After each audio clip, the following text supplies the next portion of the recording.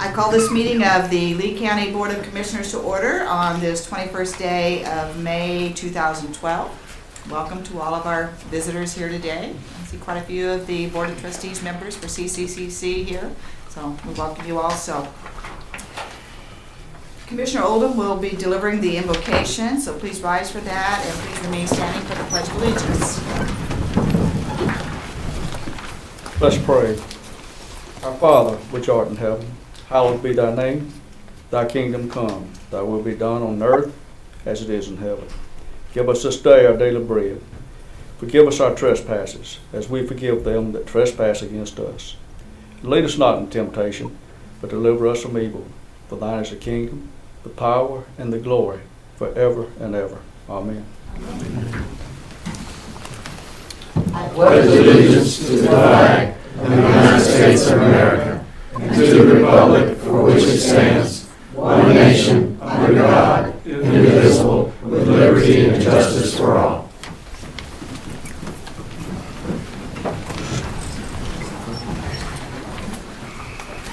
Okay, I have one item to add to the agenda. I think you all received an email from Gaynell, and it's a resolution supporting Senate Bill 433. Everybody know what I'm talking about on that? We have two options. If you agree with everything, we can add it to the consent agenda. If you feel there's discussion needed, then I'd like to add it as item F under new business. Chair, I would make, I'm sorry, go ahead. I'll just put it under the consent agenda, unless someone else has another idea. That's what I was going to motion to. Okay. A motion has been made to put the resolution in support of Senate Bill 433 under the consent agenda. Is there any discussion? All those in favor say aye. Aye. Opposed say nay. Okay, passes. Are there any other items to be added to the agenda today? I need a motion to approve the agenda as amended. So moved. All those in favor say aye. Aye. Opposed say nay. I also now need a motion to approve the consent agenda as amended. So moved. Motion has been made to approve the consent agenda as amended. All those in favor say aye. Aye. Opposed say nay. Okay, public comments. We had nobody sign up for public comments today, so we're down to new business. And Dr. Marchant. And page 58 in your agenda packets.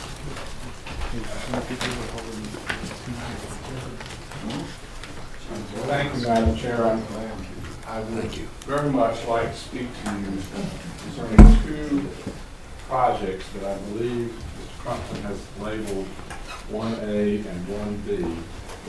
That is the new continuing education building and the Civic Center renovation that I believe you will be discussing or considering later. But first, I have to tell you that among your group, there is a bona fide dog lover, and I have the pictures to prove it. We had Mr. Parks out to visit, and we surprised him, since we know he's a dog lover, with some of our adoptable dogs from our vet tech program. And we had a few pictures taken, and I think you can tell from the look on his face, he is extremely pleased. The pin's almost finished. Oh, you actually adopted one too? These dogs are in our facility. They are used by our students, and they are adoptable. And I would like to urge all of you who have a need for a dog, or if you know anyone who would like to adopt a dog, come out. And I think Mr. Parks will attest they are the friendliest dogs you will ever meet. Yeah, tell them what all you guys do with them before you get them.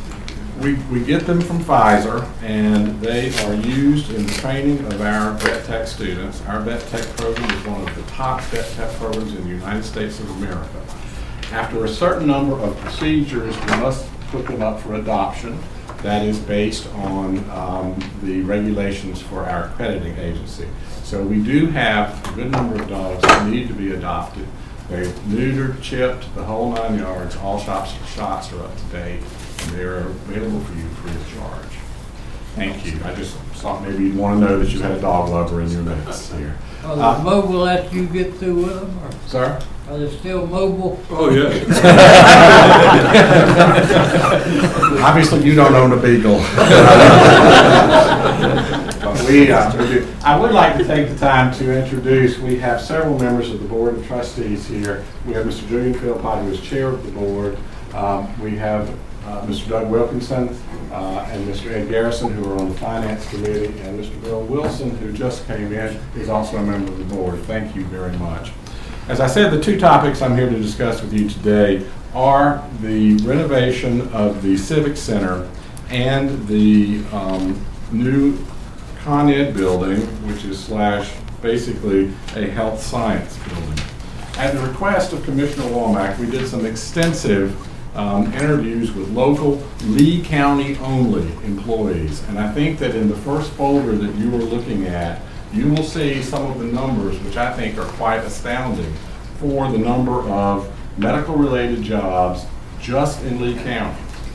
When we broaden this beyond Lee County to the 4 or 5 counties around us, those numbers actually quadruple. Being able to put our citizens through proper training will allow them to get jobs in these fields. And while the new 90-bed assisted living care facility that was announced last week in Lillington is in Harnett County, I will tell you that in meeting with these people, they're out of Ohio, they are looking for other places to expand, but the types of training that these students need is exactly what will go on in this building. And when we talk about this building, this is a new form of medical technician they are looking at. In this 90-bed hospital, once again, unfortunately, it is in Harnett County, but I think it's indicative of what we will see in the future. What they will be looking at is someone who has a combination of training. They will be looking at people who have CNA 1, CNA 2, and a new certification in North Carolina, which we do not have the ability to train right now because we don't have space. And that is called a medication aid technician. Medication aid technicians are people who are actually able to give patients prescription drugs. Right now, CNAs and CNA2s cannot do that. But when you combine this training, you will have people who are able to get jobs in these new facilities. This facility, unfortunately, again, it is in Harnett County.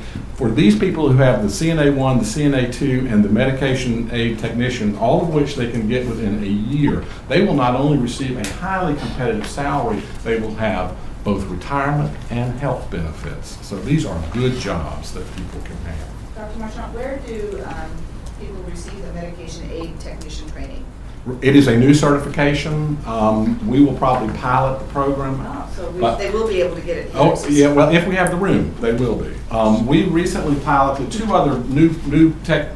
North Carolina has done a good job in codifying and having people achieve certifications before they can go into certain healthcare professions.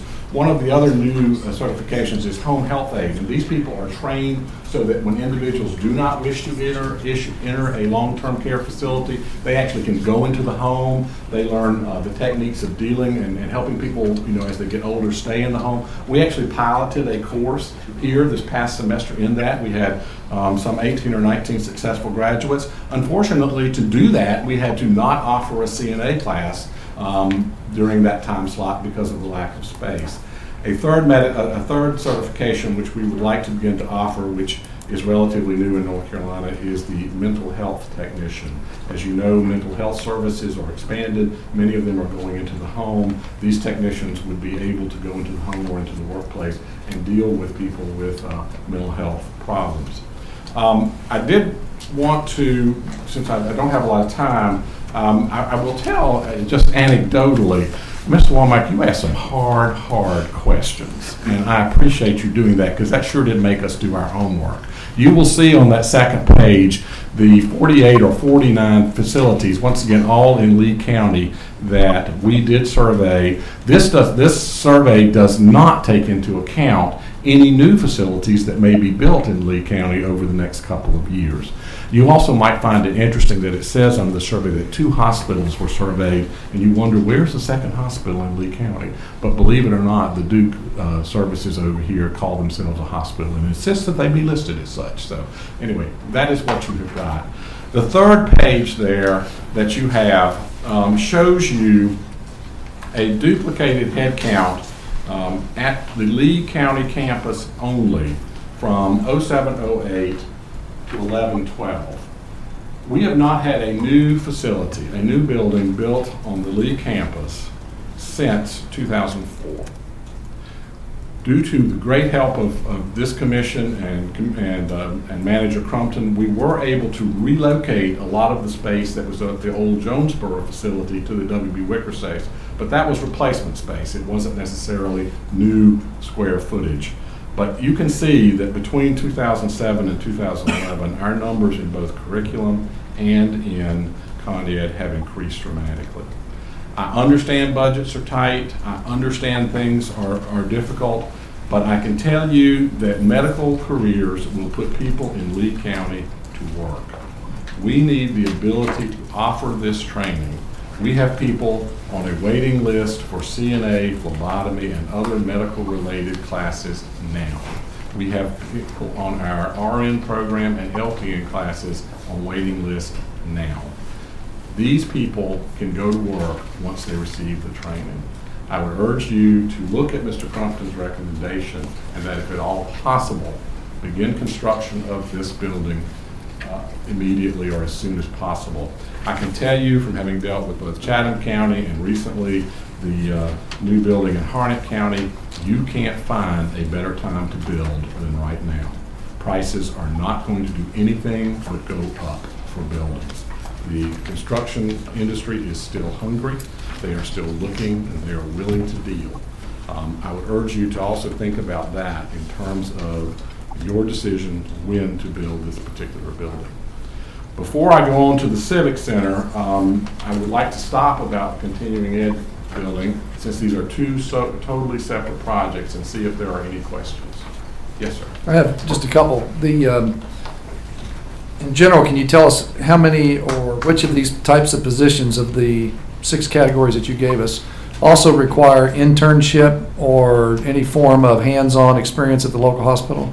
Well, they all, not necessarily at the hospital, but they all require clinical space. Okay. And where do they normally get that? Clinical space is all over. They can get it at depending on what they're taking, they can get it at a nursing home, they can get it at the hospital, they can get it at rehab centers, any place, doctor's offices, they're able to get their clinical space. We use just about anything you can imagine for clinical space. I will tell you that if you really want to be clinical space, our phlebotomists could use lots of volunteers. So if you want.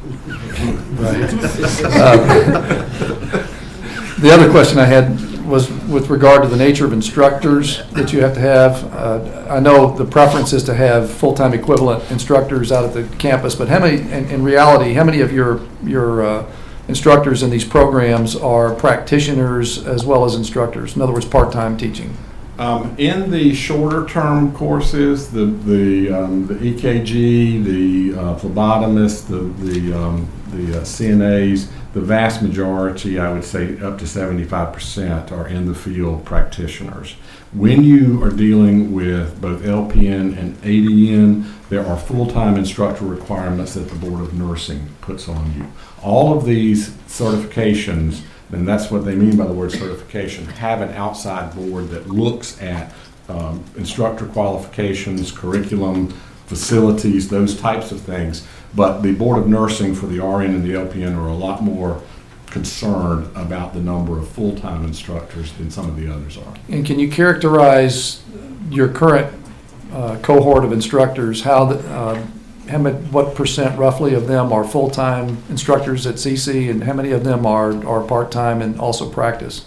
Any idea on that? Well, like I said, for the short-term courses, I would say about 75% are part-time. Okay. For the full-time RN and LPN, most instructors are full-time. Now, we have clinical supervisors that we pay on a part-time basis. If you did a clinical rotation through Central Carolina Hospital down here, we would pay that clinical supervisor, who is usually an RN floor supervisor or somebody like that. That would be considered a part-time contract for them.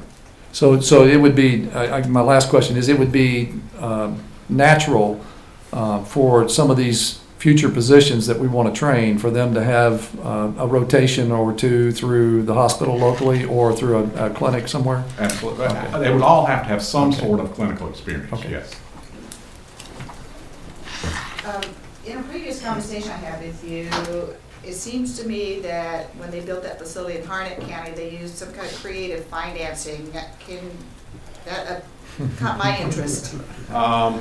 Yes, and actually, that gentleman has just been very persistent about coming up here and meeting you.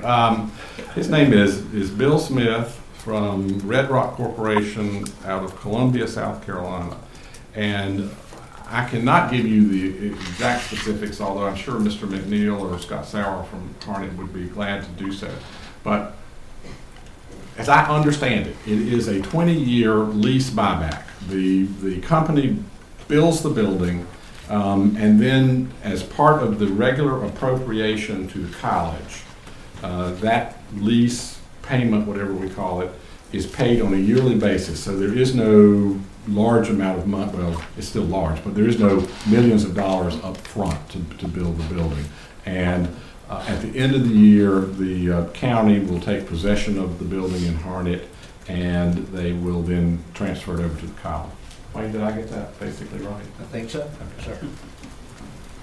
But that's an interesting idea, and he would be more than happy to come up here and talk with you about it. It has allowed Harnett County to actually already break ground on a state-of-the-art 40,000 square foot building. And I don't think it's too much to say that one of the reasons that new 90-bed nursing facility, literally adjacent to that new building in the park down in Lillington, when I met with them, they said that was one of the reasons they were looking at that park, because they had the hospital right there and they had the training facility right there. Those students can not only walk across the street to do their clinical, they can walk across the street and get a job. John, have you done any research on the lease buyback options? Or? I've talked with Scott Sauer next door a little bit about it, but not real in depth. That's intriguing, and I think we need to look at that rather than traditional, get a bond approved, that type of thing, to see if there's a way we could do it and still be able to afford it. We can put it together as one option. Okay. Any other questions on the first part? I've got one regarding the nursing or health program. Do you currently have a standing list of Lee County citizens who might be interested in participating? Or We have waiting lists for all of these programs. The majority of the ones on the waiting list in Lee County, not 100%, but the majority of them are from Lee County. Since we do offer many of these same programs in both Harnett and Chatham, Okay. they have lists up there as well. okay. Any other questions on the first two? The next project I want to ask or talk to you about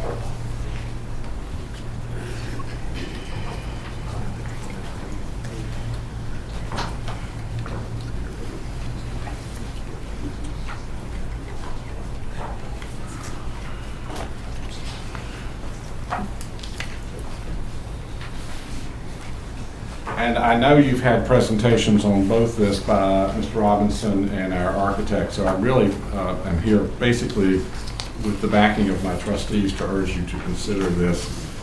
But you have in here a proposed expansion renovation of the Civic Center. For 20 years, the Civic Center has been the center of bringing people from all over the region to Lee County. It has also served the interest of the college and the school district and the county very, very well. But like many things that are over 20 years old, it is beginning to show its age. It is in desperate need of renovation. I don't want to say that the sky is falling, but the sky is getting ready to fall. We can't go on for any significant amount of time with the way things are at the Civic Center. We have walls that don't move.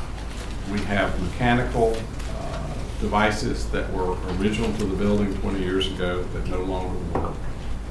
We don't have the space to accommodate groups that are interested in coming to Lee County and Sanford because of lack of breakout space. Aesthetically, the place is not pleasing. And yet, with all of those drawbacks, we are basically booked solid year-round. I don't think we've got a single Saturday open this entire year, do we, David? Every Saturday. Imagine what we could do for the community with an upgrade and an expansion of this facility.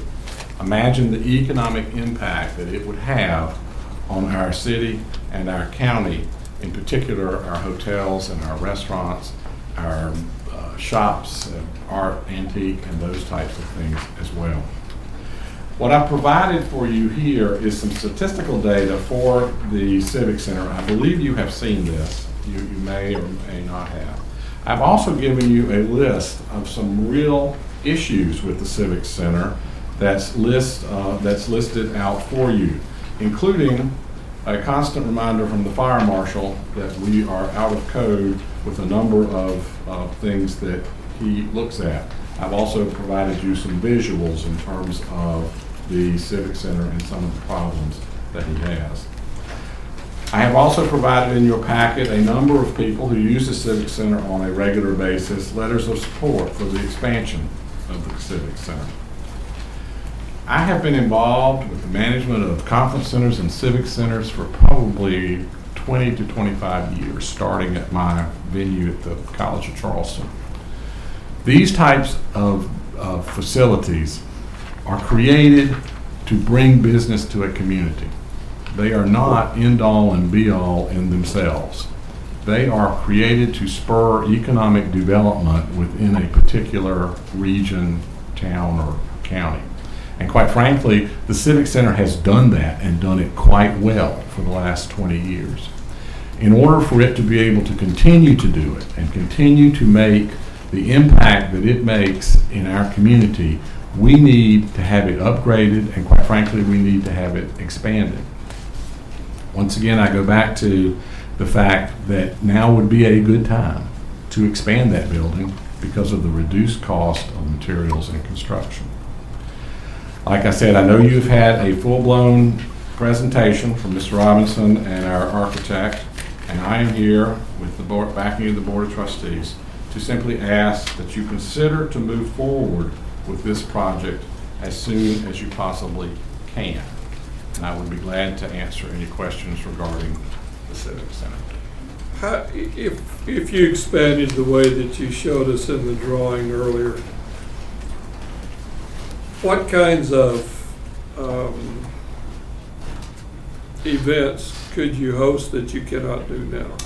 What we get is typically groups between 150 and 200 people that want to have a preliminary session and then want to have breakouts of, say, 30 or 40 people each. There are large numbers, just to give examples from my business, of like groups within the community college system. I mean, all the financial aid people get together, all the registrars get together, all the continuing education people get together. We can't host those meetings in Sanford, although it would be a perfect location because of our geography to do so because of that lack of breakout space. Those types of groups are the groups that we really feel like could become the bread and butter of the facility. Also, taking that big room and removing those air walls and using it for what it does best, a big room, would allow us to market that in a way that we might attract some other large groups to come, a quilt show, those types of things which bring people to town and allow them to explore all of Lee County while they are here. The air walls that were there were never soundproof. I don't even think they were designed to be soundproof. And now they're in such disrepair that even if we could close them to split up that big room into smaller things, there's no way you could conduct a meeting without the sound flowing from one room to the next and disrupting that particular meeting. So it'd be beneficial to us to get rid of that. To get rid of those air walls, yes. And then get a breakout room. Yes. I have a couple, go ahead.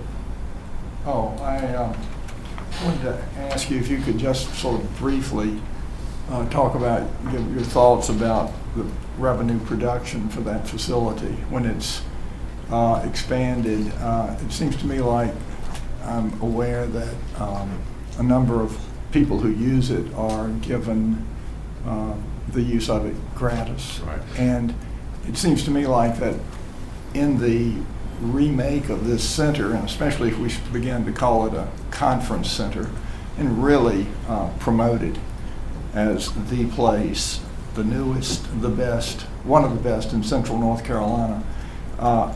Have you thought that through, and will that help? We believe there need to be substantial changes in that use policy. That policy was developed some 20 years ago. I think that in a lot of ways, as many times things happen, we want it to be all things to all people. It really can't be. All groups, including the college, need to begin to pay a fair share to use the facility.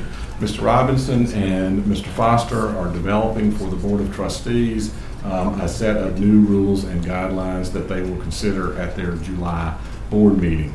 That doesn't mean that the school district, the county, the college shouldn't perhaps get a reduced rate.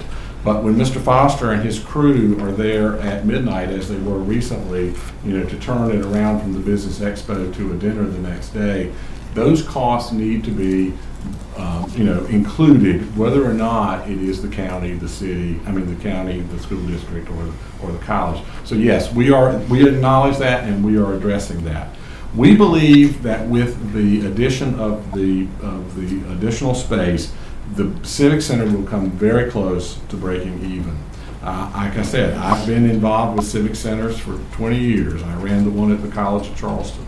They're not designed to make money. They never have been, never will be.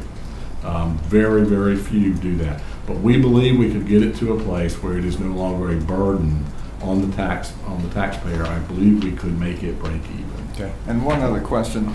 Do you believe, Dr. Marchant, that with this plan that you have right now, that it's going to be sufficient, everything we need? In other words, now that we're going to the well, is it something that's make do for the next few years, or did y'all think through that idea that if you're going to do it, let's do it and do it right, and do it in a way that could potentially serve us for the next 15 to 20 years? Well, the Civic Center 2020 committee that was set up by the Board of Trustees looked at a number of options. We took some trips to different places. Mr. Reeves served on that committee. This is what we have come up with. But I will tell you, when we held a meeting with the hospitality folks and included the hotels, restaurants, some of the larger things, the immediate question came up, why only 3? Why are there not 6 breakout rooms? So, I guess it depends on what we want, and the collective we want the Civic Center to be. I can tell you geographically, you're in the perfect spot. This is a great spot, particularly for groups like community colleges, school districts, to bring facilities to. I know you know that you can pick up the paper and say, well, look, they took the community college presidents to the beach. Well, you don't want that kind of publicity. Sanford's a great place because no one is going to write that about bringing them to Sanford. They won't complain about that. So we really are in very, very, very good shape if we want to become a hub for those types of meetings. The problem is we don't have the space, the nice space available to them. Let me jump in there. I really like what you just said, because I think that is essential. All right. Correct me if I'm wrong. Yeah, please note that down. Yeah. Correct me if I'm wrong. In the 4-county area of central North Carolina, there is not another civic center, is there not? Harnett County doesn't have one. No, sir. I know Moore County doesn't have one. No, sir. I don't think Chatham County has one. No, sir. No. So we're right in the middle of a 4-county area with a population density of something on the order of 250,000 or more. Well, you do that, plus you look at the industrial base that we have, and understanding that Caterpillar has large groups, Cody has large groups, other types of and we are industry. We're known as industry friendly. So those are the types of groups that we could use. And let me go back to my point, because Okay. I think we're in violent agreement here. I think we're going to a different direction, though. I knew there was a catch. Given that we have geostrategically have a wonderful location and a brand-new bypass, it's about to be completed, coming around the city, and access from south, north, east, and west, it seems to me that this, and given the significant likelihood that we're going to also be at the cutting edge of shale oil industry here in the next 5 to 7 years, and given that we also have a natural bounce in the economy that should come back with a recession, with the ending of the recession and growth out of that, seems to me that we're lining up to have maybe perhaps a perfect storm of opportunity. And I'm thinking to myself, businesses, they look at that and they're interested in securing a foothold at a time like this, and they have the money, the capital to invest, which we don't have. And I'm thinking, why not have another miniature quarry center here in Lee County, as opposed to having to go to Greensboro to a quarry center, contract operated, maybe a little bit of government assistance on the side to get it going, or to break down barriers to development. Have our own little quarry center down here, and then be able to attract organizations from all over the state into central North Carolina. Instead of going to the beach or the mountains, they can come to central North Carolina, not far from Raleigh, a lot cheaper, stay here a lot cheaper, and get a Hilton or a Sheraton or somebody to invest and take over the operation of the Civic Center, or something like that, some parallel. I'm thinking, the capital is there, they have that to do, to invest. It's creative. It expands, it does what we want it to do, and it attracts, and they'll run it as an enterprise. They'll actually make money off of it. I'm thinking, why not look at that option? Once again, the collective we, I think, as a county, need to look at all possible options. Just anecdotally, from my experience in the business, they do attract business. They attract hotels, restaurants, shops. But if you look, and maybe the model in Greensboro is a little bit different, but if you look in Columbia, where I've worked, and in Charleston, where I've worked, it is a either city or county or some sort of government-run civic center that attracts that business. And they feed off the fact that facility is used to bring in groups, but they house them, they feed them, they do those types of things. But, I do think that in terms of the perfect storm, we are in the right geographic location. We are in the right geographic location, not just for the 4 counties, but for this whole part of the state and from other parts of the state as well. I think that we need to look, once again, the collective we, needs to look at how best our economy would grow with the Civic Center. And I do believe that the Civic Center is one of the reasons you've seen a number of hotels, a number of restaurants. A number like the Comfort Inn Hotel is new. We'll tell you flat out that one of the reasons they chose that location was it was close to the Civic Center. So I think you've got, I think you've got I agree with you. I think we need business and industry involvement, but I do think that essentially the civic centers that I've been familiar with have been government sponsored. Let me just add one thought to that. I think that's an interesting idea, and it's been talked about before, having a Hyatt or somebody sort of take the lead, and I was sitting here thinking about the sort of counter argument to that, or at least wondering if I can understand and appreciate how government might best take the lead, as you've experienced it before, but with the partnering of some private business, be it through, I don't know if it's shares in it or fundraising, but it seems like that I think there might be a liability, one that perhaps is too much risk-taking, say for myself, to let a hotel chain or something, I'm being sort of simplistic about it, but really sort of make it happen and then serve our public. So, but something this side of that would allow local businesses to have involvement in this process, and that we, the governments, plural, would be the sort of developer of it, I think probably has a lot of merit. Now, that may be right back to where we started and where you are, but sort of working my way through that, I was thinking that maybe somewhere in between is the best of all worlds. And it's an exciting time and possibility. When you speak of the we, I would just like to say that I hope that we can get about this smartly in the not too distant future, because, you know, your need is our need. We're missing a golden opportunity if we don't put on our creative hats and be enterprisers at the same time and see if we can't get this thing going, expand it and do what we need to. And that's the reason I was wondering if we had thought about all of that, and if we have the unit, the facility that we need in what you have represented so far. And maybe the answer to that is that's about as much as we can bite off at this time, and that's a real fact. And I think that is more realistic of where we are, is that we think this is a realistically doable type of activity. Let me tell you, when I took over the conference center at the College of Charleston, it was located in a part of town where most of the buildings were closed, including the Francis Marion Hotel, which had been closed for almost 6-7 years. And within our third year of operation, a developer came in and redid the Francis Marion Hotel.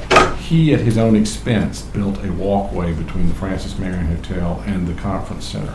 But he quickly told you, if he asked, that the bankers understood that the conference center was there as a given, and he was able to leverage the fact that the conference center was there and was operating as part of the College of Charleston. You may even remember that, but you know, as an ability for him to revitalize that hotel. That is, I think, what you need to consider as to what an expanded civic center could do for the economy of Lee County.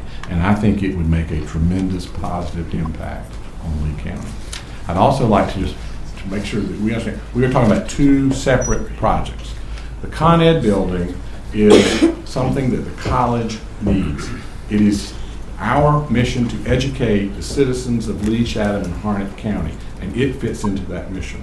The Civic Center we hold almost as a public trust that was given to us for whatever reason some 20 years ago, and we have taken it and we've done the best that we can with it. We would like to continue to use it, but it is something that benefits the community, and the college as part of the community does benefit from it, but it benefits the community in terms of the hotels, the restaurants, the shops, and those types of things. Dr. Marchand, I apologize. I would like to also respond to what Commissioner Hayes had brought up, and I think he's accurate in his statement that that there is a liability that goes with not having the government take the lead in an operation like this, but it's not the kind of liability that he might be. Some might understand. The liability is that we take on a liability. The government does when we take the lead on a project like this, because the government, by its design, is not in the profit business. Is not in turning a profit. In fact, these things are designed, as you say, to break even at best. They rarely are cash cows, and that's just the nature of them. So they become inherently a burden on the taxpayer to have to maintain, and business then depends on the government to continue to provide that at the expense of the taxpayer. And my point earlier was that you know, with a little bit of an innovation and entrepreneurship on our part, we can enter into a public-private agreement with a hotelier or a convention center developer that where we could entrust them with the operation. They're inherently more capable of making it a profitable enterprise than government ever will be.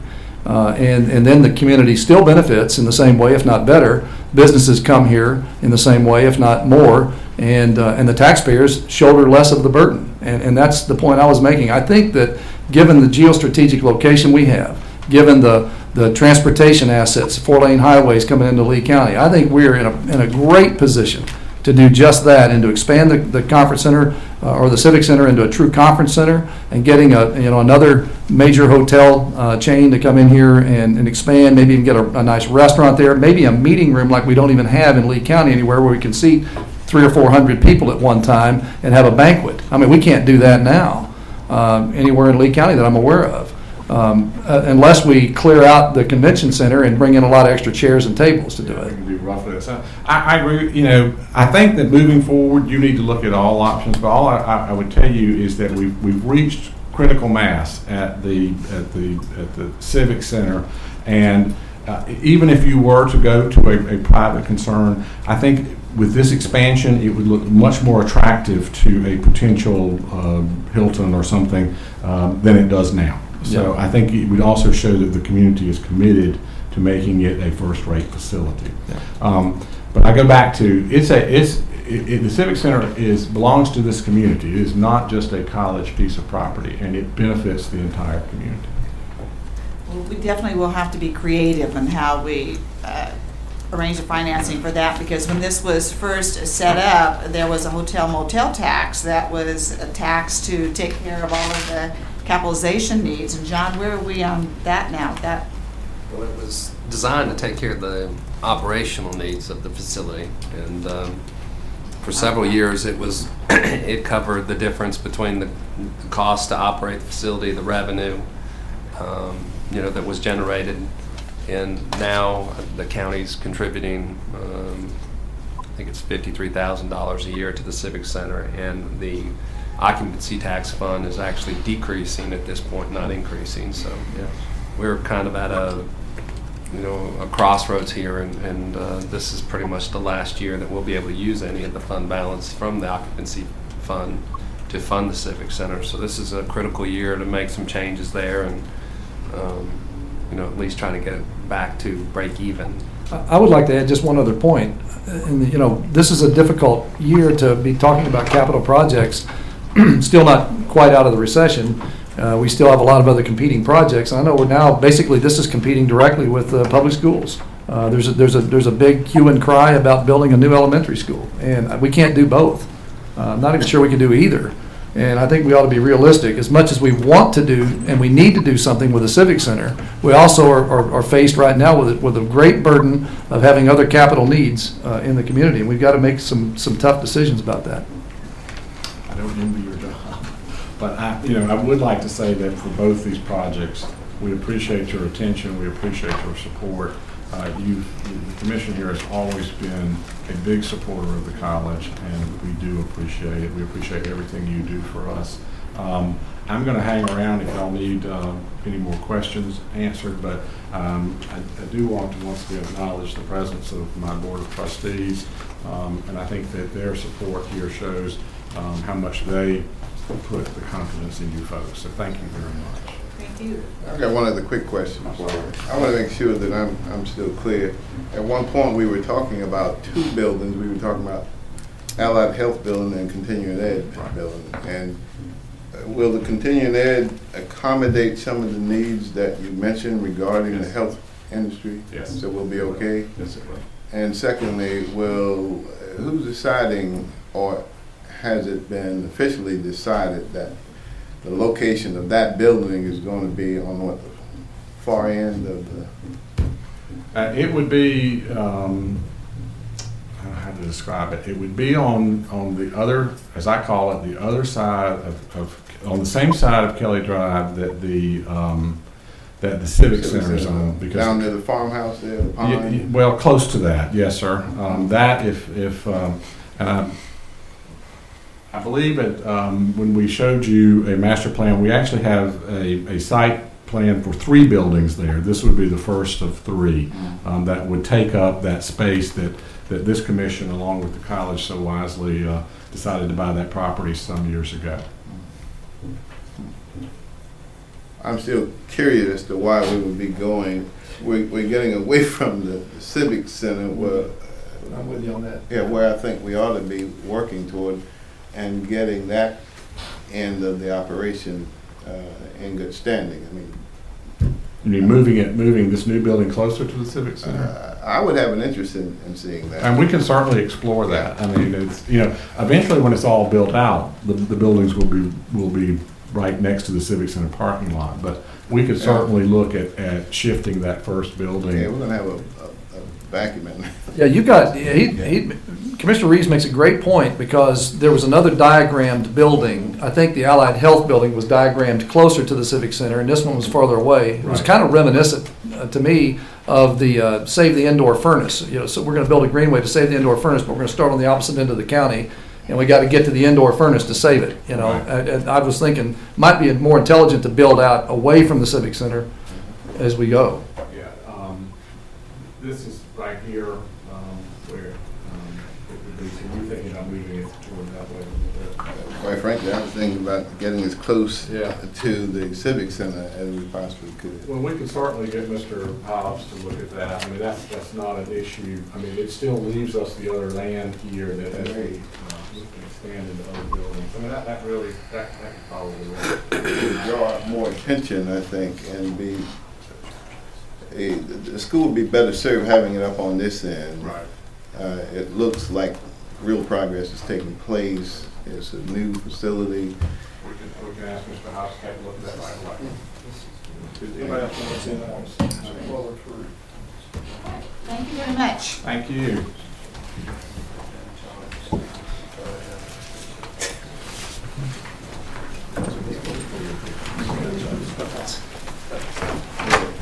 Next item, place to frame those?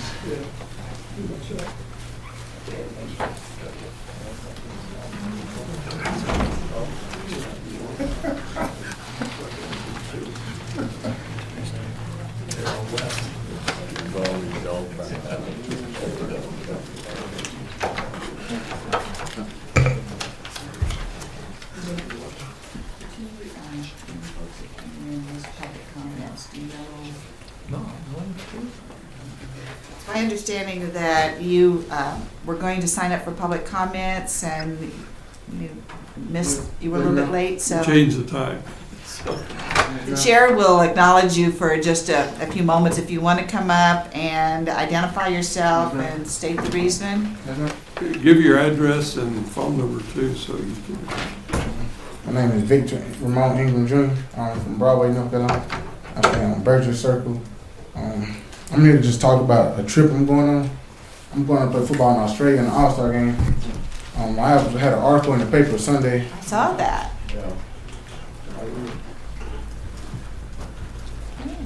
This is a trip where I play in 2 games. I play against our American team, then I play against like a Australian team or a New Zealand team. And I'm just here to I ain't asked for a lot, but I'm just here to kind of get sponsored by these people so I can live a dream of the little play. So you're having to raise some money to pay for your expenses? Yes, I'm having to raise $5,000 and already I'm roughly at $2,000 where I need to raise $2,000 more. I'm there now, you know. I'm just trying a lot of people have turned me down because of my past, when I used to get in trouble and stuff. Right now I'm I haven't made below a C on my report card. I'm down to only go to school for 1 class because I already finished all my other classes. And I might go to college, play football on a college level too. And I'm actually waiting on my SAT scores to come back. I need 140 more points so I can have a scholarship, football scholarship. And they'll be back in 3 days. So, you know, I'm just living a dream right now, trying to just keep going. I want up, maybe make it to the NFL one day. It's always good to have I goals. talked to Mr. Parks when I was voting, and he told me to come talk up here. So I was a little late, but I went to the wrong building. Actually, I went to the police station. Better stay away from You there. get high marks for persistence. When I went, I was like, oh man, I'm in the wrong place already. I ain't see nobody. But when I walked in here, I looked right at the screen. I saw Mr. Park, and I was like, oh yeah. You're here. I'm in the right place now. Now, Victor, you know, I don't know if everyone caught your address. If somebody wanted to make a donation to you, where can they make a donation to help you get down under? Actually, I have these papers right here. These papers like this. You got the donations on and stuff. Mm-hmm. At first, I had my address on there, but with me having to mail it in and stuff like that, they made me take that off and my phone number off and stuff. So they say in the mail, you never know where to go. Okay. So I just took my name and all my address stuff off it and stuff.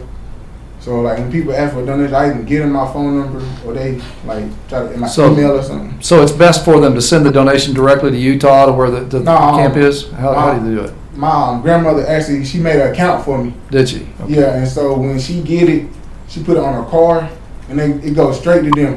So we made it where nobody will put their hands on it. We write Okay. down on this little book right here. All right, so if someone wanted to make a contribution, they can make a contribution to Victor Ingram, Ingram, Yes, sir. North Carolina football team, and they could send that where? I have a P.O. box. My P.O. box number is P.O. box 383 in Broadway, North Carolina, 27505 area code. It's this book right here where we write down names, and like the profit that they gave and stuff like that. So when they come to me, they go straight to Utah. I don't want to I know how people do about their money. Yeah. I don't want to be coming at me or something happen bad and something like that. So as soon as I get it, I ship it right to the account. Now, you attend high school at Yes, sir. Lee County High School. I'm a senior. Lee County Senior High School? Yes, sir. Okay, so who's your coach there? My coach is Burton Cates. Okay, Coach Cates. All right, so if somebody wanted to get a hold of Coach Cates to help you out, they could do that as well? Yes, sir. Or All get right. hold to the school, or I All give right. y'all my phone number or my Well, house phone. I wouldn't give that out, right, if I were you. Oh, it's in But the paper already. So. but I would tell you, I'll do what I can to try to Yes, help sir. you. Yes, sir. What's the latest you can accept a donation? Actually, it's recent. I had to have all the money in by June 1st. June 1st. That's when the last payment. It got to be May 31st by 12 o'clock. Before you leave, give someone the address, your name and everything, so we know where to send this to. Yes, sir. Is it on there, Jim? But it's crazy, but it's in the newspaper. My number, my house number, and my cell phone. Why don't we just get staff and make copies of it? We'll hand that around, and then, but the P.O. Box 383 Broadway, Yes, sir. North Carolina, and what's the Yes, sir. zip there? 27? 505. 505. Okay, so Victor Ingram, P.O. Box 383, Broadway, North Carolina, 27505. Yes, sir. And so they can do that there. How would you be so kind as to keep the paper informed so that the rest of us in the community can keep informed about where you are? Yes, sir. Actually, me and the sportsman, we had made an appointment. So when I get back, I'm going to be gone like 15 to 20 days. And when I get back, they gonna contact him with pictures and videos and stuff. All right. And then I'm gonna have another interview with him and be in the paper to tell how it went and what I learned from it and things like that. Did the Herald article mention that you needed to raise funds? Yes, ma'am. It It's did. on the back page of it. It's on the continuing part. back page. And I'm sure Anna's going to make a note of it tonight too, so she'll help him out do that. And who's going with you? Do you have a sort of chaperone or a coach that goes with you, or do you all come together at some place and fly together? How would Yes, that, sir. just Actually, briefly? Both of them happen. It's a coach out of Charlotte from the North Carolina part. Okay. There's a coach out of Charlotte. Uh-huh. There's a coach out of I think he said Michigan. He actually the head coach. I actually talked to him the other night. He called me a lot to make sure I'm still going and how I'm doing and check up on my health and stuff. So coach out of Charlotte called my daddy first and tell him what happened. And at first I thought it was fake. I have never heard of it. When I got the paper, I was like, no. So I just set it in a little stack of papers I get from college and stuff. I just set it over there and someone was telling me to read it. And then when I was reading it, my phone was ringing. I was like, just crazy number 401-227. Like, so I didn't answer it. Then they left a message. So I used to coach from down under. So me and my parents gave him a call back. And from there we just kept in touch and found out it was real. And Now, Victor, where are you in school? What are you, junior, senior? I'm a senior. You're senior, Yes, sir. rising senior this Yes, year. sir. All right. I'm a senior now. Oh, you're senior now. Yes, so sir. have you signed a letter of intent? No, sir. Actually, I'm going to Hargrave Friday morning. All I right. go up there visit day school and see All right. what happens there. It's SAT thing Yes, sir. going on. Did you take the ACTs or I SAT? took SAT. It has to be back in 3 days. Yeah. I looked at it today. I've been looking at it every day trying to see if it come back yet. I really think I did pretty good on it.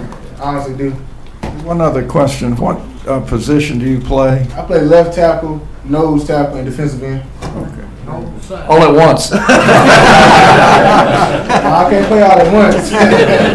Well, we'll do what we can to get the word out, and I imagine there'll be a couple of commissioners who will help with an independent Yes, ma'am. contribution also, so. Yes, ma'am. Thank you so Thank much. you. Anything will help, ma'am. Anything. Thank you. Thank you again, sir, for letting me come and talk. Thank y'all. Okay, I was glad that he wasn't coming in with a complaint.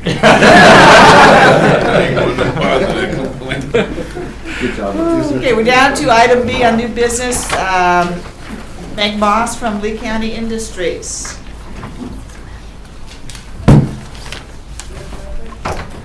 Chairman Shook and other commissioners, thank you for letting me come and speak with you this afternoon. And I'm sorry if I start coughing, I'm fighting it. My name is Meg Moss. I'm the Executive Director at LCI, and I want to thank you for meeting with me and listening to me last week during your budget workshop. And today I'm just going to give you a brief recap and then go into more detail regarding the software platform that LCI has chosen for our document management system. We are, as I've told you before, a community rehabilitation program that works with people with disabilities to help them become successfully employed. We often have to think outside the box to do that. And so for about 6 months, we've been investigating the document imaging business and researching various business models in order to develop that business line at LCI. There's no other company in Lee County that provides this service. We've developed a business action plan, which you all do have in your packet, that with the partnership of the county would create 5 jobs in the first year and ultimately 12 jobs over the next 3 years as we would expand our customer base. We've identified needs at the Lee County Courthouse as well as the Lee County School System for document imaging. We've been working with Terrell Jones at the Health Department to determine his needs for medical record scanning. And one of his main needs is space. His exam rooms, he has 4 exam rooms currently that are completely filled with paper files. And then the Health Department, as you know, also has a mandate to digitize their go-forward documents during 2014 and a request to digitize their past records. LCI would be digitizing the current and closed records. Meanwhile, Terrell's staff would be digitizing their new files as they move forward, and then both files will be saved into the same repository. The back file scanning of these documents really county-wide is going to have to happen because eventually all the departments are going to run out of physical space. And then you're going to start incurring storage fees for these files. And additionally, you're looking at your risk management program for the whole county. The county can reduce the expense and inefficiencies as well as reducing your risk associated with storing and retrieving paper files. LCI has the secure facility space, a secure truck to pick up the documents, staff that is trained in HIPAA and confidentiality requirements, and prior to the documents coming on site as part of our startup, security cameras will be installed at the entry and exit points to all document conversion areas of LCI. We've been working with the Golden Leaf Foundation for these startup funds. They're a strong supporter of Lee County, and they would like to be able to continue with their investment of about $86,000 into Lee County's economy. LCI saw it fit to partner with an industry leader in document management, and that is RICO US. After some due diligence and definite research and comparing companies and meeting and talking, LCI has chosen RICO US to provide this expertise, and their management is 100% committed to helping LCI transition into the document imaging industry. I have with me today Sean Deese, here in the blue shirt. He's the solutions consultant from RICO US, who can answer questions about software as a service that LCI will be utilizing to scan, index, and store your files. The system also allows approved county employees to retrieve, manage, and share electronic files and scanned paper documents using a secure internet access point. The data will be stored in RICO's Level 2 security data center and is protected from loss, corruption, unauthorized access by both physical perimeter and as well as internal defenses, as well as firewalls and redundant storage locations with a documented recovery plan. So basically what that means is your documentation will be safe, both from a physical standpoint of someone getting into the building as well as disaster recovery, because the data will be stored in multiple locations, not just in the Lee County facility or in the LCI facility. RICO has an impressive list of customers to include the Harvard Schools of Law and Public Health, 60 plus users in the healthcare system to include the Harvard Channing Lab Women's Hospital, the United Health Partnership Hospital, Lafayette Physical Rehabilitation Hospital. They also have 40-plus financial customers, to include Capital One, Wells Fargo, and City National Bank, and 30-plus legal customers, to include the State Bar of Arizona. So in doing our research, we feel that we have found definitely the industry leader to help guide us in lending their technical expertise. I also want to point to you in our plan of action, which I believe it's page 3 of our action plan, but I believe corresponds to page 63 of your document. That's the first, that's a cover sheet. 63 63 is the cover sheet. Okay, so 63, 64. So page 65. Business description? Yes, ma'am. I just wanted to point out a few things down at the very bottom, actually the last 2 sentences. We did, during the process of discovery and research, we did receive a signed letter from Mr. Crumpton in total support of allowing LCI to perform the work and keep this work locally. And as I mentioned, there's no other company in Lee County. And therefore, as scanning needs to be done throughout the county, and it will have to eventually be done, it's going to have to be outsourced outside of the county if there's no one locally doing it. And this is a great time to start this type of business because, like I said, there's currently no other scanning services operating locally, and LCI will have the strong support of the Chamber of Commerce, who also has written a letter of support indicating the need for this service in Lee County, as well as the EDC would like to keep these jobs local. Companies are looking to reduce operational costs, and LCI services will save money on off-site storage. Information security is a great concern, and the electronic searches can save a company time and liability by eliminating the need to search through roomfuls of paper documents. And LCI can improve a company's disaster recovery plan by scanning all pertinent documents for safekeeping from flood or fire. There's partnerships in place, an action plan is written, and jobs are waiting to be created. Without the county's support, though, this whole project is in jeopardy, and I ask you to reconsider this project moving forward in your budget. And at this time, I'm going to, unless you have specific questions for me now, I was going to let you go ahead and hear from Sean, where he can just answer, or he can come up with me now to answer any questions.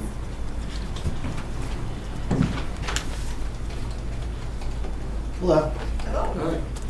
Thanks for having me. Let me, if I could start off, I would like to make a couple of points. One, we had a more extensive briefing, just for the public's benefit. We had a more extensive briefing from Meg at the budget workshop, and I was impressed with the way you thought this through, the way you've done the research in the background. I think it's an excellent initiative.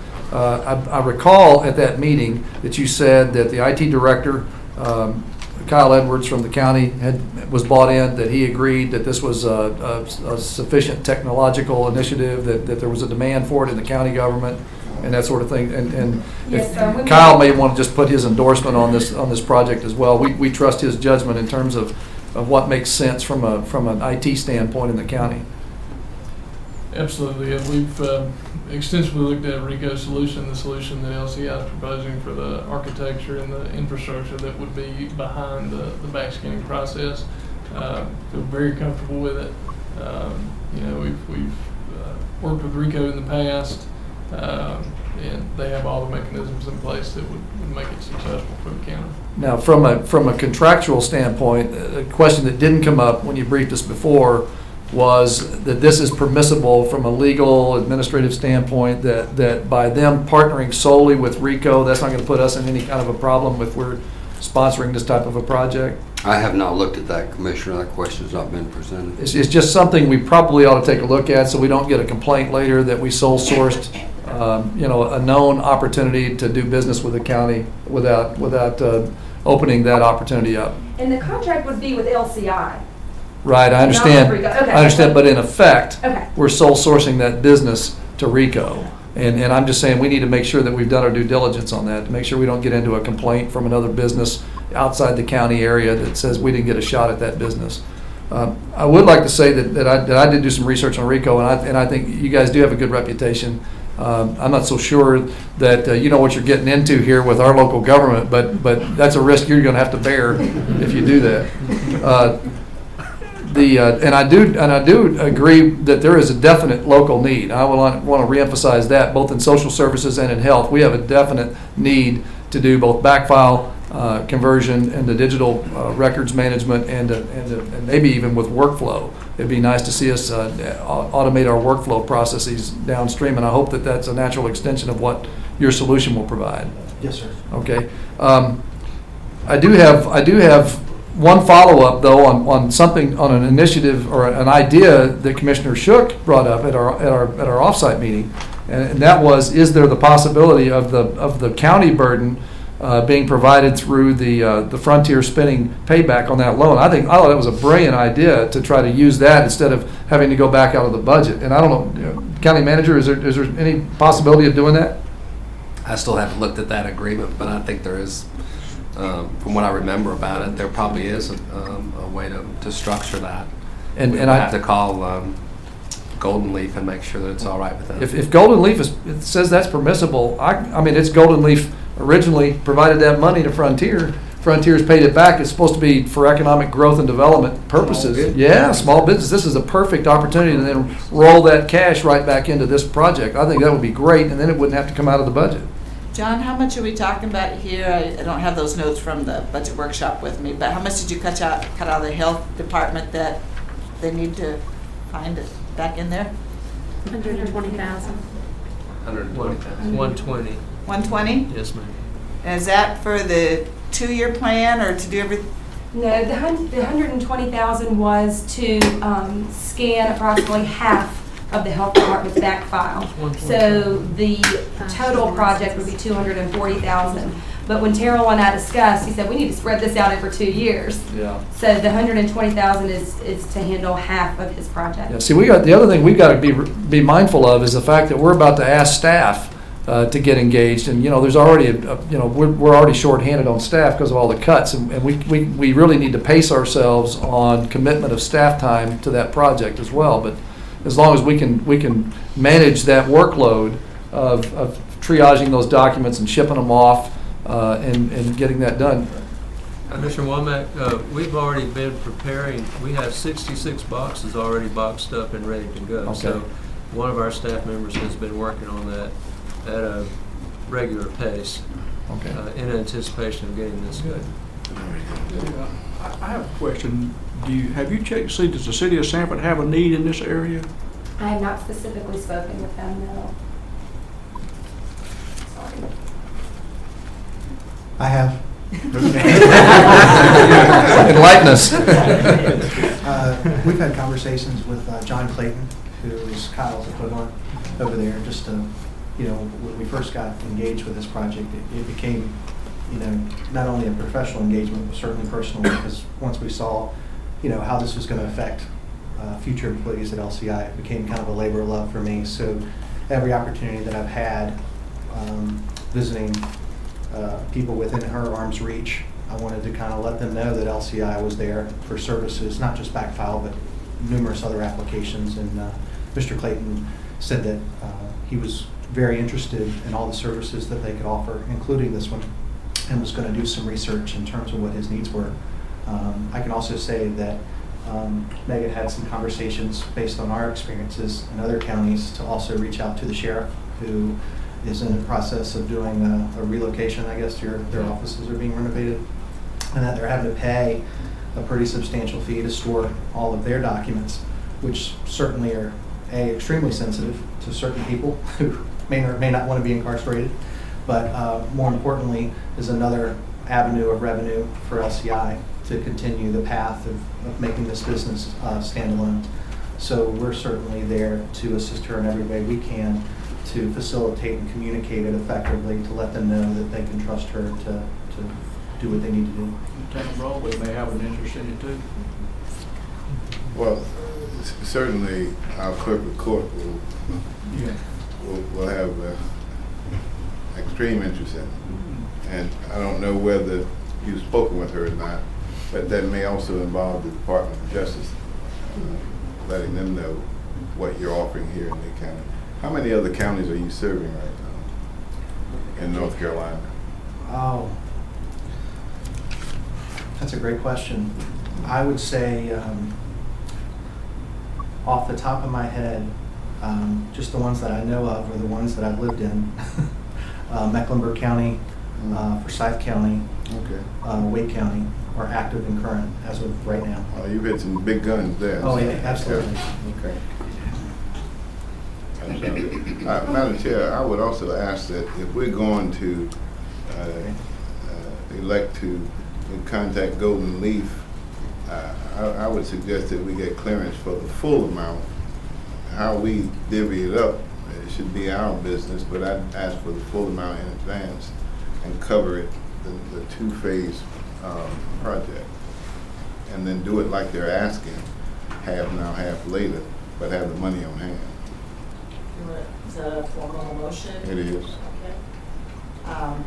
Motion has been made to have the county manager contact Golden Leaf to see if those funds can be used for the full amount of the project.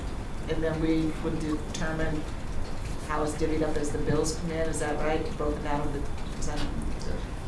Is there any further discussion? I'd like to just ask the county manager to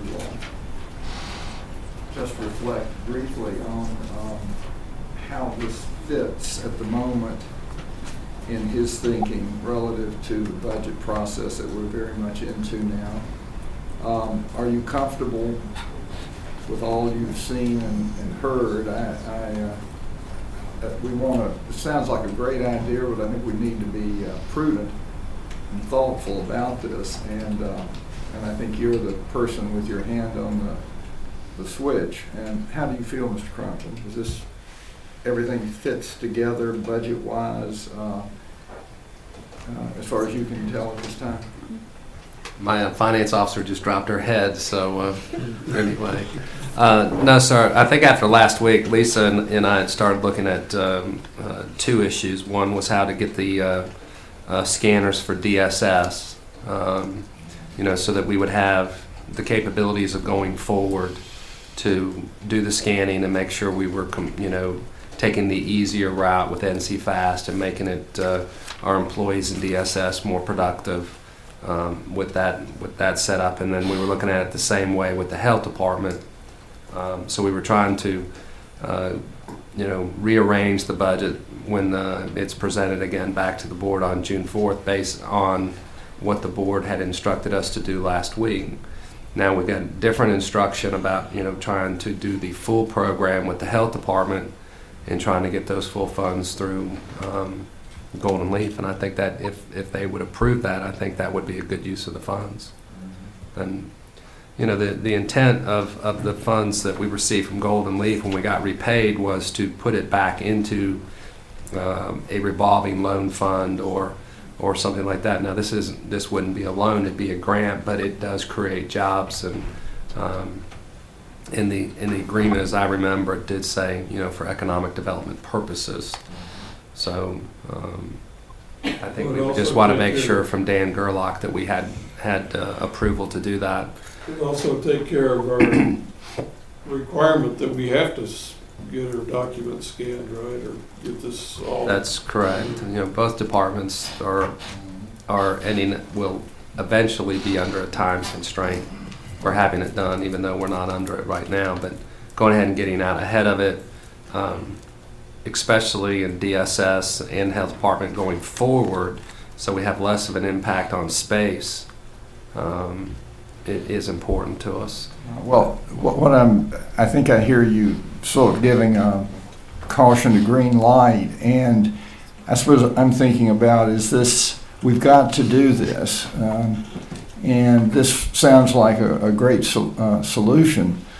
Would this be a wash, so to speak, if, and especially with the help of Golden Leaf, or is this adding to the bottom line as far as? If we take the Golden Leaf money, it does add to the total budget.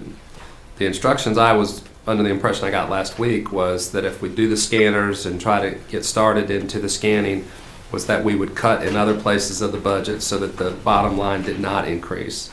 So that's what we've been doing for the last couple weeks, or last week, I should say last week, is going through the budget and taking a look at other areas where we may reduce, mainly in capital, some of those items that we discussed last week, and trying to change the priorities in the capital funding to make this deal work. Okay, Chair, I do recall the motions that we made at the offsite of the budget meeting. We did remand it back to the county manager and the finance officer to try to find a way to work the thing on the cheap. But then you came in with your recommendation for us to look at Golden Leaf money as well. That was not done in the form of a motion, to my recollection. And so this is really a new twist on the whole operation. It actually could prevent you from having to, having to pace it at a slower pace, or perhaps even have to cut elsewhere in the budget to make accommodations. I think the will of the board at the budget meeting was to try to do this. Yeah, if Golden Leaf will, go along with this in a timely fashion, I just wanted to get a sense of the nature of what we're about to vote on.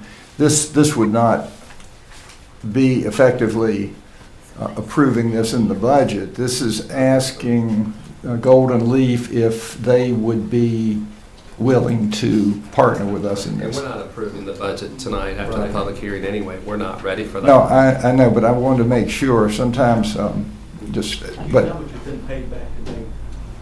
It's right around $188,000. okay. So again, we would be approving to do what? What is it? I'm going to be contacting Golden Leaf to find out if we can use the funds that Frontier has repaid and will repay to fund the $240,000 project over the next 2 fiscal years, as I understood the motion. Well, that's our portion of it. The Golden Leaf would also be kicking in additional monies that Ms. Moss is coordinating. She's trying to get That's the right. grant Right. funding. Yeah, and this wouldn't be all at once that we would pay the 240 either. Right. And what you're basically needing to get the $80,000 Golden Leaf grant is pretty good commitment from Lee County that you've got that business to get this business started. Is that correct? Absolutely, and Mr. Gerlach indicated that if Lee County does not make the commitment, that he's going to be unable to make the investment. And I remember that, and that's why when we send forth our communication, we shouldn't write it as a request, but as we're about to do this, and we're providing you a heads up, because this is the purpose for the money that's in place. Okay, motion has been put before this board. Is there any further discussion?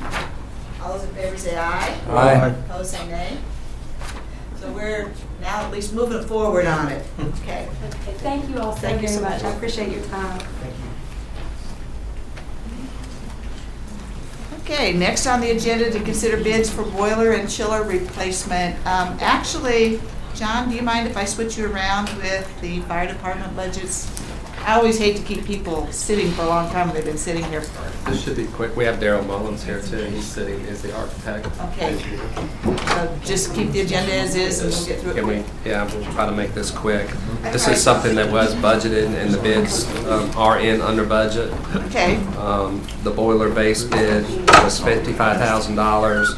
The chiller base bid was $146,000.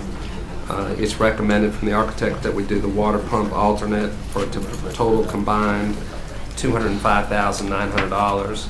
Just so everybody knows, I think the chiller unit here is 28 years old? 25. 25, and then how old's the boiler? Boiler 25 too. And there's a couple of pluses to this. Now we don't have a backup heating system. When we install the new boiler, we're going to keep the boiler that we presently have in place as a backup. We're not able to sell the chiller because it's aged out, but we're going to have 2 chillers like we did at the courthouse where one fails, the other will take over. And we do have, we're kind of under the gun here on the chiller replacement because Yes. we do have an issue with current chiller. Once the approval is made, it'll be approximately 3-month turnaround before we can, for shipment. These chillers, they have to be built because of the size of them. One thing too, I'd like to make the board aware now, when we replace the chiller board, we've still got the existing piping. original piping. We still got existing controls and that air handlers that go along with the system. But these are the main money items that go with the system. It's like in the car, it's the motor. This year on our startup on a chiller, we did have a compressor failure. We're running on one compressor, which had to carry the building. But if we have a failure during the time, the order of the new chiller that gets here, may have to spend some money.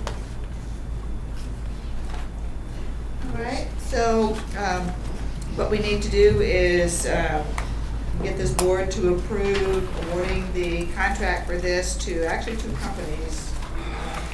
The boiler replacement to MechWorks Mechanical Contractors, the amount of $55,000, and the chiller replacement project to Jeff Hargett Mechanical, the amount of $150,900. Do I hear a motion? What's that? No, we're on page 69. I make the motion that we move forward on this. Okay, motion has been made to award these two contracts. Any further discussion? Just one quick question. There was nothing in the bid submissions that caused you any alarm, the spread of the bids or anything like that? Did that seem natural or normal? No, I didn't see anything. To keep in mind, the reason we ended up with two companies, actually Jeff was slow combination, but by separating, we saved $5,000. And Hargett was okay with that? He committed that he could separate the two? Darrell, can you answer that question? I did not talk directly with him. Would you like to come up? John, how much we budgeted?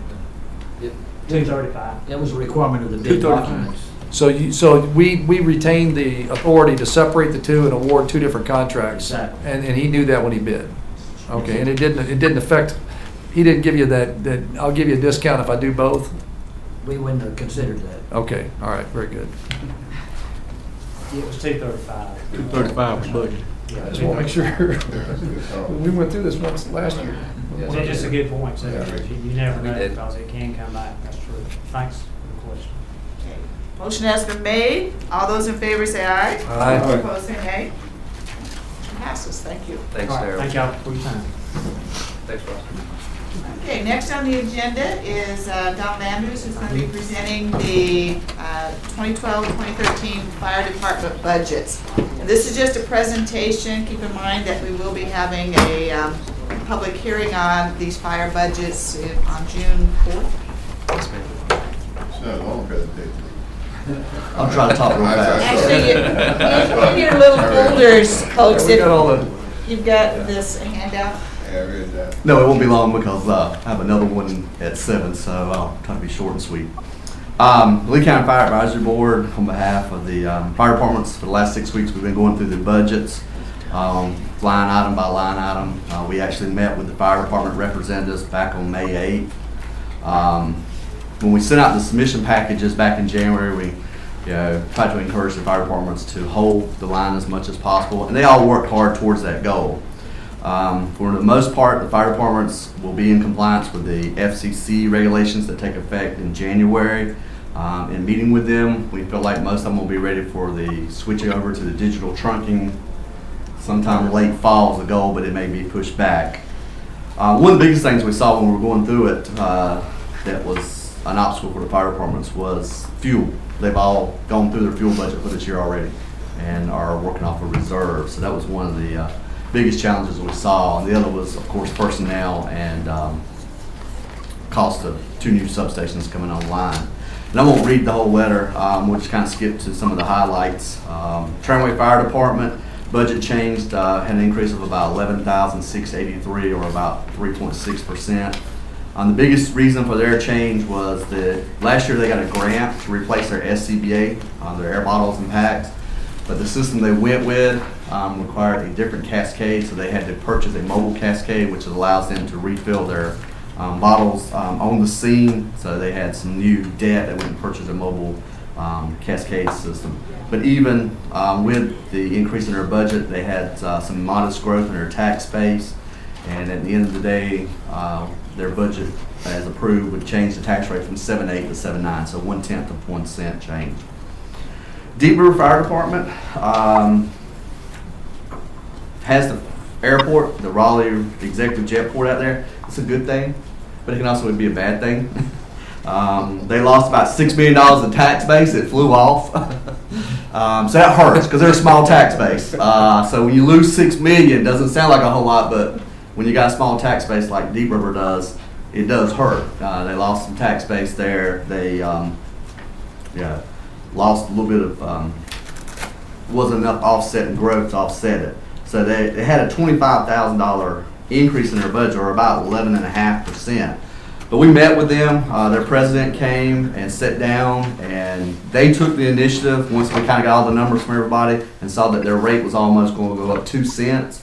So they came back when we met with them, and they cut $21,000 out of their budget. Basically, they did away with some grant. They put it off for another year. So with that change of reducing their budget needs by $21,000, it revised it, so their rate's still going to go up, but it's not the 2 cents. It's going to go from 10.4 to 11.3, so it's a little under a cent. They're going to see an increase, but they've also brought on that substation that is helping those folks. And if you'll remember from last Monday, if we move forward with the changes, Deep River will see some growth in their tax base of about $25 million that won't fly away. It's actually permanent and stay there. So I think that'll help them in the long run. Cape Fear Fire Department did get a grant last year for a new cascade system. They've installed it. They've also bought a 3,000 gallon tanker, and it's in service. And as of last week, they were notified that they have a chance for a federal grant to upgrade their main station, which has not had any work done since probably the early 70s. For the last 5 years, they've been operating their daytime on a 40-hour part-time basis, and they've run into challenges with that, just trying to get someone there. So they're going a different avenue. They're going to a full-time person, 40 hours, trying to get someone there 8 to 4, Monday through Friday, so it'll be a paid full-time position with a little bit of part-time to supplement. So that was the biggest increase in their budget, was the $17,000 of it was for change in personnel. Their overall budget changed $23,000, but they actually had some growth in their tax base, and their collection rate went back up. So at the end of the day, there's no change in their tax rate. It's the same at 9.2. Because if you remember, we pulled Clearwater out last year, and it's its own area. Northview Fire Department turned in a budget that was $500 less than last year. That's the good news. But they got hit with the events at Pfizer, where they've moved personal property off the books of a considerable amount. There was not enough growth at the Caterpillar to offset that. So they, at the end of the day, they lost about $15 million in their tax base, which would have pushed their tax rate up to about a cent. But they also come back, their board came back, and basically they cut $68,000 out of their budget. I think they can operate on that for a year. They probably can do that, but if this is a long term where there's not any growth out there, I personally have concerns. But the Fire Advisory Board deferred to the Board of Directors at Northview. They were comfortable making this move, so by doing that, they have no change in their rate. It'll stay at 8.1. Lemon Springs Fire Department submitted a flat budget also, no change in their budget. The biggest thing there, they lost some fund balance, and they're a small one, and their collection rate dropped a little bit.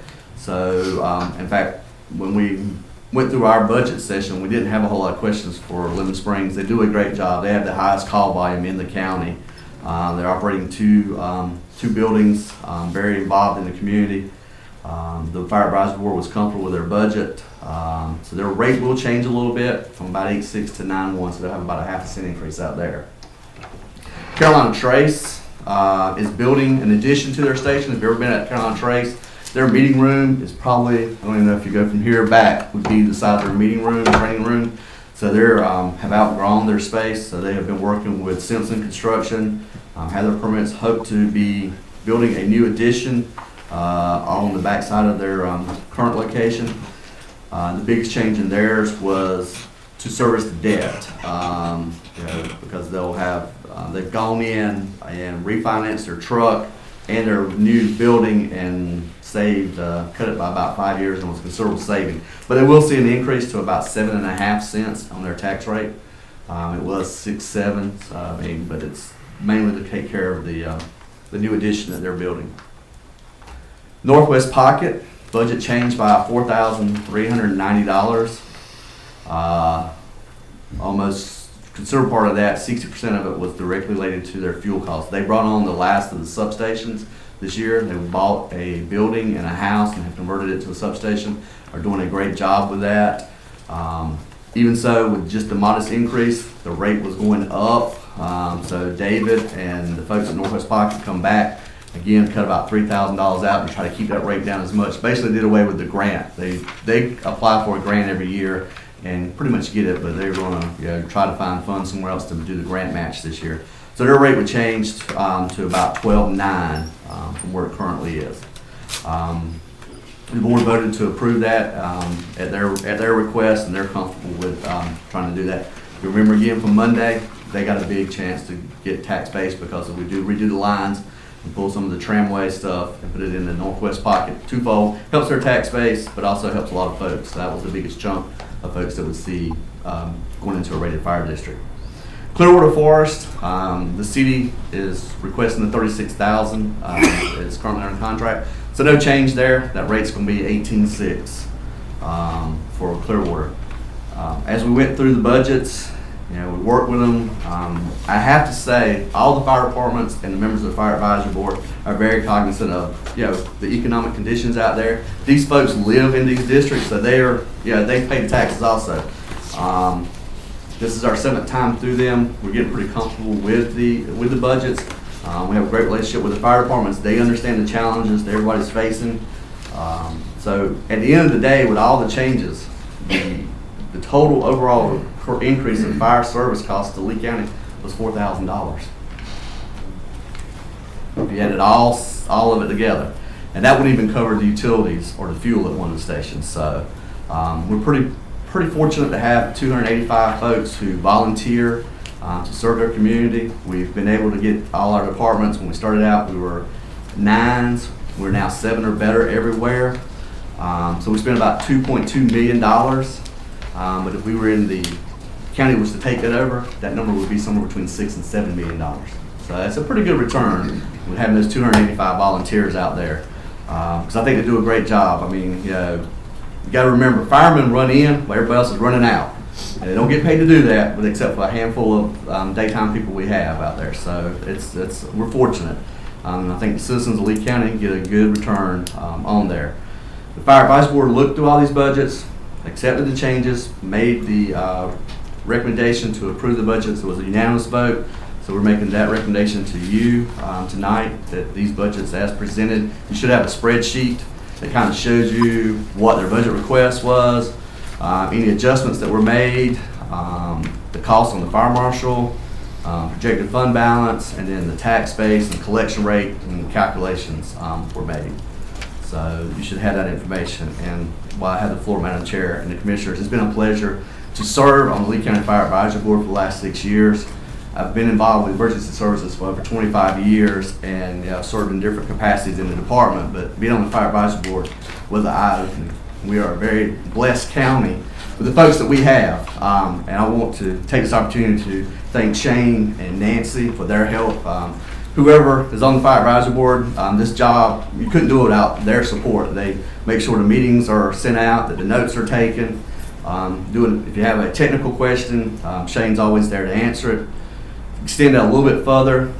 If I have a question that's beyond that, it has to deal with the county, John and Lisa and Dwayne have been great. Anytime I've called them, they've come back to me with the answer and tried to help me. I want to appreciate you guys for the support and the guidance that you've given us over the years. So thank you very much. I have a couple questions. Yes, sir. I thought I was going to get all. I thought maybe you got all of those on Dr. Marchant. Actually, one question, 1 point. Yes, sir. And the question is prior to our series of April and May meetings, was there ever any agenda item at the Fire Advisory Board about their thoughts or their inputs on the consideration we were making about changing the sales tax distribution method? Was there ever put before the board, the Fire Advisory Board, what their position would be? It was discussed at the Fire Advisory Board, but just in general terms All that right. that was being, I mean, no, the information was not disseminated out to the fire departments of what the impact could be to the taxpayer. Right. No, sir. So they never did get a chance to see what the benefits they would accrue if we changed that distribution method? It was not sent out by us. All right. And I think the time frame for when we had our meetings and we Right. were discussing that, we didn't have. Because we didn't meet with the fire departments on the only time we meet with them is Right. during the budget process, which was on May 8th. And I don't mean that as a criticism at all. I'm just asking the question. And I guess I would just ask that you take this back to the Fire Advisory Board, that I would like for them to formally consider the data that was generated this year, just to identify what the potential benefits would have been to the fire districts of Lee County, so that in anticipation, next year, we could get an official position on their part. Okay, yeah, if someone will send that to the Fire Advisory Board, I'm sure it can be. Oh, actually, Lisa, I'm sure would be happy to send that spreadsheet to the board. And I'd like to get their official position in anticipation of next year, when we bring this back up again. We can pass it on to them. I would appreciate that. And I would like, my point I was going to make is that my recollection was that a substantial benefit would have accrued to the 4 fire districts, which are now seeing an increase this year. They would have seen a decrease instead of an increase based on the numbers that were generated for us. And instead of going up 9 cents, 5 cents, 8 cents, and 5 cents, those 4 districts all would have actually had a surplus. That's my recollection. Yeah, I don't remember the exact numbers, but I think on average it was somewhere about 1.5 to 2 cents per. Right. Would have benefited per district, each of the yes. districts, right? I have a softball question for you about fuel. I should know this, but do these fire stations get their fuel through the county, or how does that work? Only one is set up to get Carolina Trace, goes to, it's on 5th Street? General service. General Services. Uh-huh. Several of them have their own tanks. I know Northview has tanks, and they call and get whoever's got the best price. I think he has 3 different companies. Uh-huh. Cape Fear, we have we get our fuel at the Kangaroo there in town. Okay. I think I'm not sure Deep River does the same. They got a tank. So it's a combination. Some go to a retail location and get it. Some have in-house tanks, and the only one I can think of is Carolina Trace that actually uses General Services. Well, the question therefore is, would there be a cost advantage, pardon me, to work with the county? We continue to talk about buying bulk fuel, and I just wondered if that's something that we ought to be taking advantage of. We've had that conversation with them when they come in. We were trying to find out, because the fuel jumped out to us, and in talking to them, first off, we found out anybody that was doing retail, they are getting the sales tax back. So they're getting that, I mean, not sales tax, but the gas tax back. Okay. The 2 or 3 they're buying it. The ones who are buying it in bulk are buying it without the gas sales tax on it. One of the comments for several departments was the cost to come all the way into town, and then go all the way back to the station would take, unfortunately, fire trucks aren't really fuel efficient. So I think some of them have looked at it and found out it was just probably better, the combination we've got. It seems to be working for them, but I'm sure they would be open to it if they could save some money. Well, not to prolong this for another time, but I was just thinking in the greater picture of it, it seems like maybe we could, as we economize and make more efficient our operations, maybe they could be serviced. We could take the fuel to them, something like that, and that would maybe, I don't know, be an economy. And just one other question, do the volunteers, do they get reimbursed for the cost of gasoline when they go to different fires? I'm not aware of any department that has any kind of, no. Okay. I'm not aware of anybody. There's some departments that have looked at a pay per cost, just like a $5 or whatever. Right. I know some of the departments in Harney County do that, but I'm not aware of any of ours that do that. It's out of pocket. Just volunteer. Out of pocket to go to the call, out of pocket for they have to have 36 hours training minimum, which most of them get more than that, either at the department or at the training center. Out at the community college, so that's all out of pocket. Yeah, that's really commendable, isn't it? What they put into it of their own to provide that service. Thank you. Oh my God. Yes, sir. Has there been any discussion lately about the flat tax rate with the fire departments? Well, there's the discussions with the fire advisory board, because we really only meet with the fire departments during budget time, but we have had discussions at our meeting before last, when we had the fire advisory board meeting, was to discuss that because it is mentioned in the Evergreen report. If we were to, it would take about 9.3 cents this year to do, if you have one flat rate, 9.3 would cover the budget with the fire marshal in it. So yeah, we're still sitting on, thinking of the fire advisory board. They've already voted to move forward with it, and just that presentation has not been made to the county commissioners to move forward with it. But that it does have merit because district lines don't matter who's got what territory at that point in time. All the money goes into one pool, but it does create some other obstacles of how you distribute the money and manage that. And I can say that the fire marshal's office doesn't have the staff to manage all that at this point in time. They do a great job with the folks they have, but it opens some other avenues that we would have to explore as far as how we would manage that money, but it does have benefit, I think, and I think it was mentioned in the Evergreen is something that this board may want to look at down the road as we continue to grow, because we would like to see if, that would be the next step, and then work towards a straight 6 in the county, because once you get to a straight rating of 6, all the residential benefit ends there.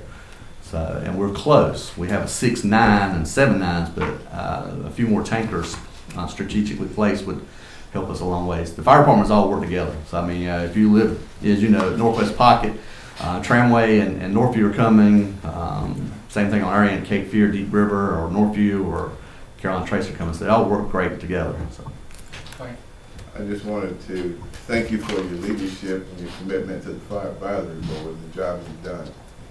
Thank you, sir. And I'm hopeful that the board will join me in sending a letter to both you and the other volunteer fire department. We have one of our, Mr. Holzhauser just joined us this past year, so he's one of our new board members on the fire advisory board. Congratulations. And brings a different perspective. So it's a great mix of folks on that board that we have some good discussions, and I think from where we started in 2006, Doc was there, to where we are today. Fire service in Lee County is better, I honestly believe. So.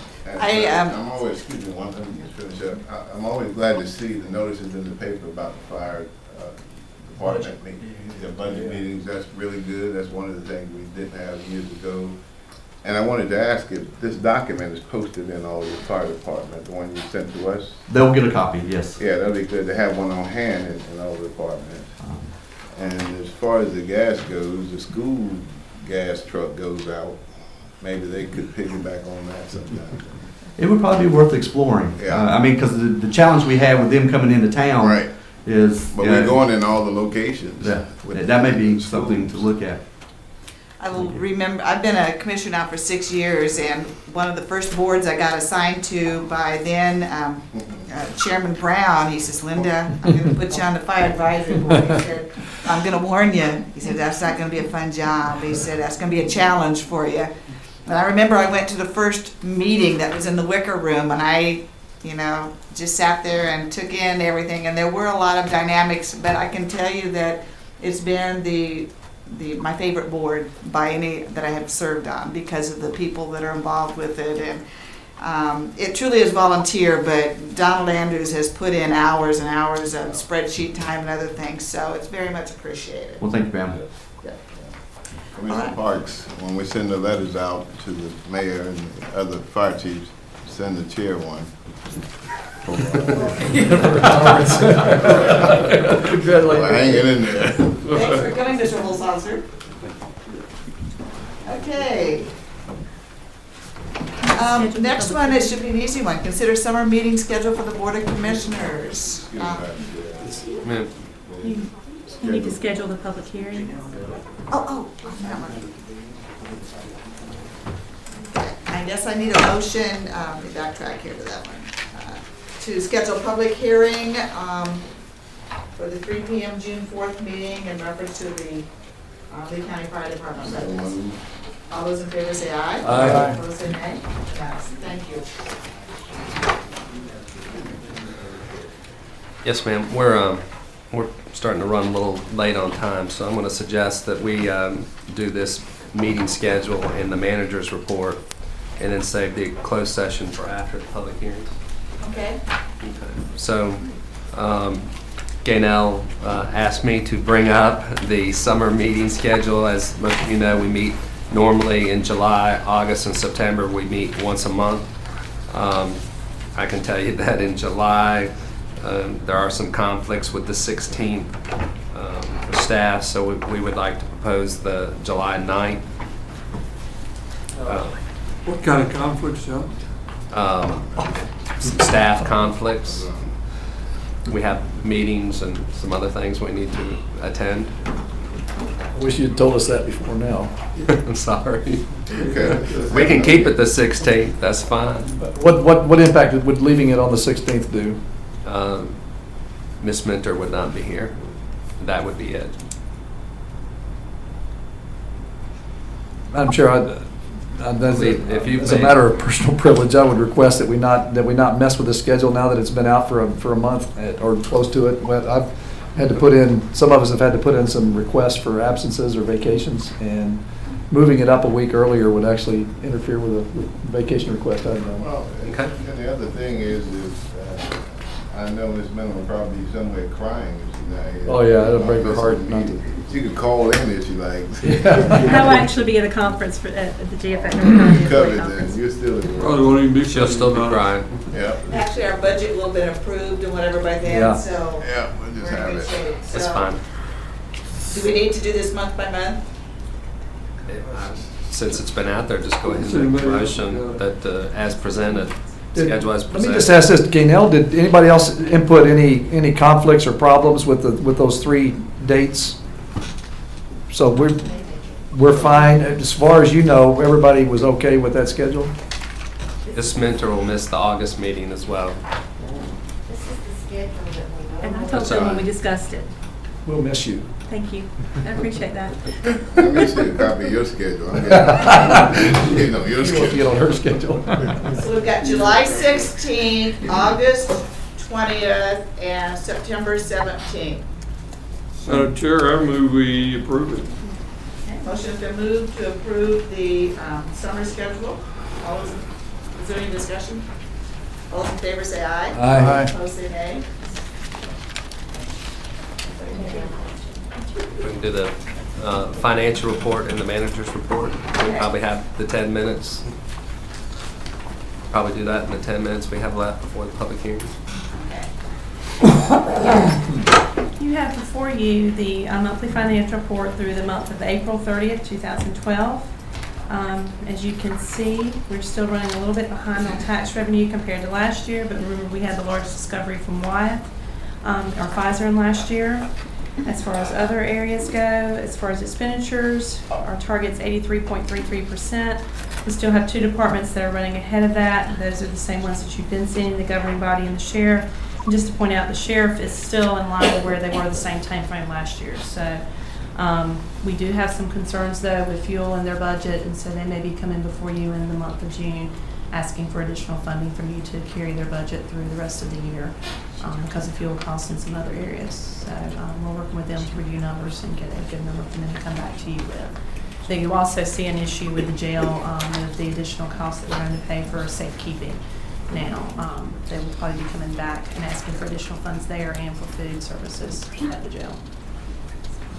Be glad to answer any questions you may have on that report, if you have any. If not, I'll move to sales tax. One thing, Mr. Parks did call me today and asked me about the unrestricted intergovernmental one, just in case any of you, the rest of you have concerns. Unrestricted intergovernmental was beer and wine tax and the interest rebates on the high school financing we did. Beer and wine tax does not come until May, sometimes June. Interest rebates, last year we got the second round of rebates in the month of April. This year they came in the month of May. So it's just a timing issue. So we are getting those funds. It's just a matter of timing. So no, do not have any alarm in that area. As far as sales tax, for the month of January we were down, as I explained to you, due to refunds, mainly because of the high school project. The month of February we are back up in line. We received $799,000, which is our second highest month for the year. So based on that, it still looks like we are on target with our projections for the year and will exceed budget in certain categories. And so if you have any questions, I'll be glad to try to answer those on sales tax also. It's Article 39, is that done?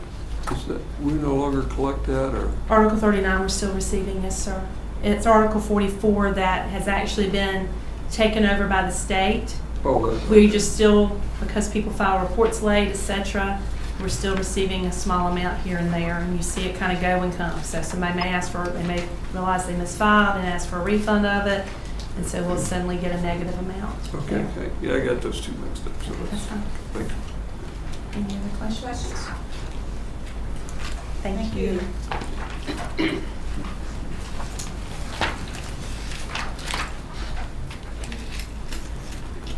I'll quickly go, I was just waiting for you to look at me. Okay, I'm trying to find where I am on here. Okay. I'm just, I'll go through this quickly. We have ongoing projects with the Clyde Ryan Road extension and paving. We're still trying to work through permitting issues with Department of Natural Resources, Water Quality. We've got approval from the community college to use the 6 acres of property at the telecommunications building for a conservation easement, which should satisfy them. Once we get all that worked out with Wells Fargo and get that approved through the state, hopefully we'll have our permits and can get going on that paving project. The contractor for the basement renovation project mobilized. We were asked to hold back mobilization 1 week due to a busy court schedule. They are in there quickly and moving quite speedily in what they're doing. Just to let you know that some of the value engineering we did was not very popular with some of the future occupants, and we probably will be discussing that with them towards the end of the project when we see where we are financially in the project. Quick question on that project. The $2,000 a month, is that inclusive of all the recalls that we have to do daily Yes, sir. with the courts? That is all inclusive of that. And that is what really drove the price up. Just the storage would not be that bad, but the going back and forth with the clerk records is what's driving that right now. So hopefully that project will go quickly and we get all those records back and can cut that most of that expense out. I haven't been giving you an update on this, but I should have been, and what brought it to my attention was some work that was going on over the last couple weeks at Buchanan Park. But as you recall, in the tornado last year, that park was destroyed, and we are almost finished renovating and repairing that park. So kudos to Parks and Recreation and the volunteers. Because of some restrictions and some insurance money we were receiving, they've used a lot of volunteers for the plantings, landscaping, and some of the other work out there. And Lowe's has been a big help out there, donating time, money, and supplies to us. So when that project's finished, we'll need to send them a big thank you note. Yeah, that's what I was going to ask, is there some plan for us to do that? Because Absolutely. I think it'd be appropriate to have a grand reopening and invite their folks out there to give them a big thank you for that. Human Resources and the Employment Security Commission are starting the employee surveys. Remember, we do that every 2 years, and we should be finished up with that survey this week and have hopefully have a report back to you in June of the findings. I know I put January, but it's supposed to be June. The Employment Security Commission does that without charge, right? Pardon? The Employment Security Commission does that without charge, right? Yeah, they do that for free, and so it's worked real well for us. I think Wait till January if the news is bad, right? Well, it might. No, we're going to have that back to you in June. I made another typo on the other side I just saw, but have that report back to you in June. It's a quick turnaround with them. And we're still working with Springstead on some of the issues we found in the pay classification plan. Before you leave that page, Yes, sir. what's the story on this challenge printing concern? Challenge Printing is moving as part of their construction where they're adding on to the back of the plant. They are moving their driveway, and it actually their driveway access in the back will now be right at the point where the road turns from asphalt into the dirt right now. And so when we do the paving project they're concerned about us interrupting their flow of traffic in and out of their facility. So we'll have to work with them on that. I don't really know how we're going to get around it. I mean, we've got to get there to pave it, and They're not gonna, they haven't mentioned their extension on their incentive agreement, have they? That it would impact that? no, sir. Okay. No, sir. I haven't had any discussions with that. Please let us know if that happens. We'd be glad to revisit that contract. All right. The upcoming meetings, I apologize, but the Small Business Expo was last week, not this week. And the first commissioners meeting is June 4th in June, and the second is June 18th. So be happy to answer any questions. I don't know anything further. Okay, any questions? You know, you had mentioned in here general services. I just want to compliment Russell and Joe Cherry. I had a call from a constituent last week with a concern, and before the end of the day, Joe Cherry had gone out and taken care of it. Actually had did involve a citation, whatever. So I just want to say thanks. I really respect and appreciate the responsiveness on that. Okay, are we now doing our public hearings? What you might want to do is take a break for about 5 to 10 minutes, and then do the public hearings. You have, according to my watch, 6 minutes. Okay. So I would take a break. Okay. Let's take a, 6 minutes. can y'all, how many, Robert? 6 minutes till we begin. Yeah. How about 6.5? 6.5 minutes. Can y'all be back here in 6.5 minutes?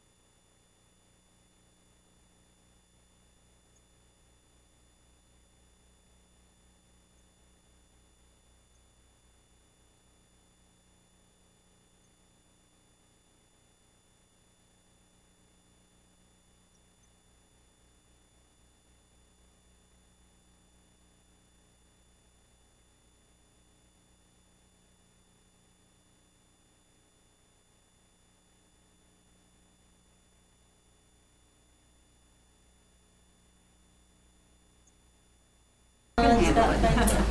Yeah, I didn't think you.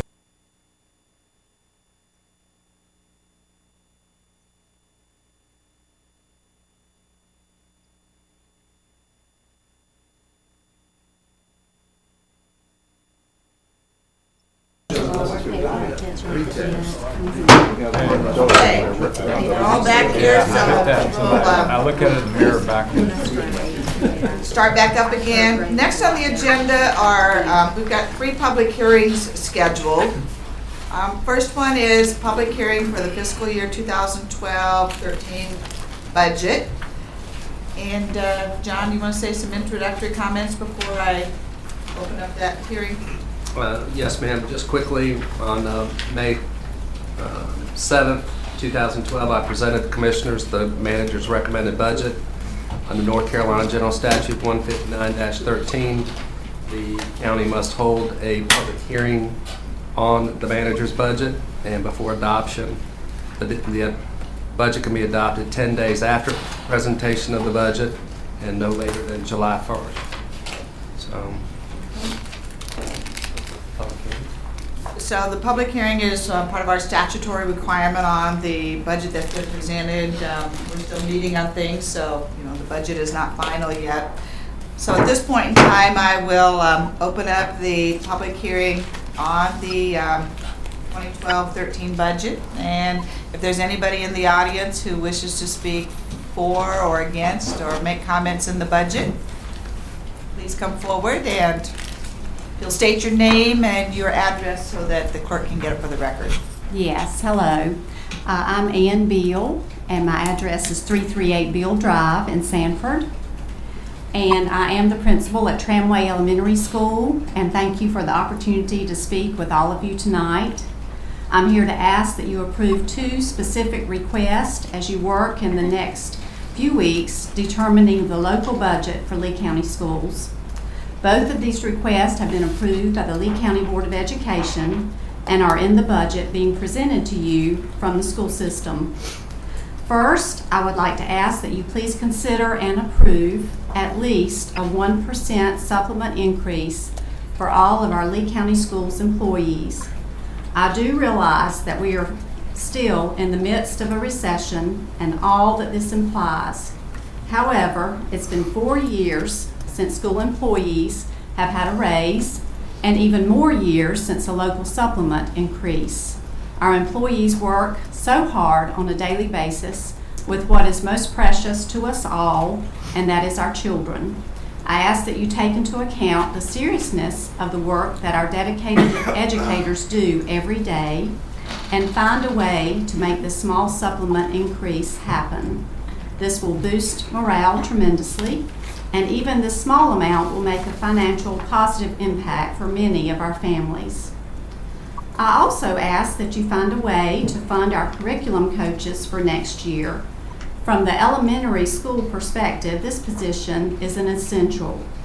We were not able to have curriculum coaches this past year due to budget cuts. This has really hurt the schools.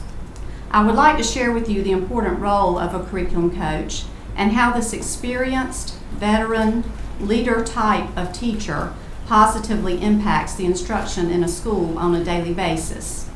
This person works with teachers in addressing individual needs of students, making sure that data is utilized to target a student's deficits as well as strengths, works with teachers and administration in the implementation of the M-Class testing program, which is part of Governor Perdue's Ready, Set, Go. This testing occurs 3 times a year and is administered individually to all kindergarten, 1st, 2nd, and 3rd grade students and the bottom 20% of 4th and 5th grades. The interventions that come about as needed and the progress monitoring take place after testing, and the curriculum coach oversees this as well. The coach works with teachers and principals during the professional learning communities times, in which time we focus on curriculum and planning for classroom instruction. And this planning time will reach new heights of importance next year with the implementation of the Common Core and essential standards. The support that these coaches will offer to teachers will be desperately needed. Coaches model lessons for our new or our struggling teachers, and they help in prescribing and providing staff development to target areas in which teachers need to improve. Response to instruction, coaches work with this program in which we develop strategies to help students who are behind or have possible learning disabilities in math, reading, or writing. These strategies are all current and research-based. The support coaches offer teachers in this is so important in targeting an individual student's needs. Again, I ask for your support on these two school budget issues. My fellow elementary principals were not able to be here with me tonight, but they did know that I was coming, and they support these requests as well.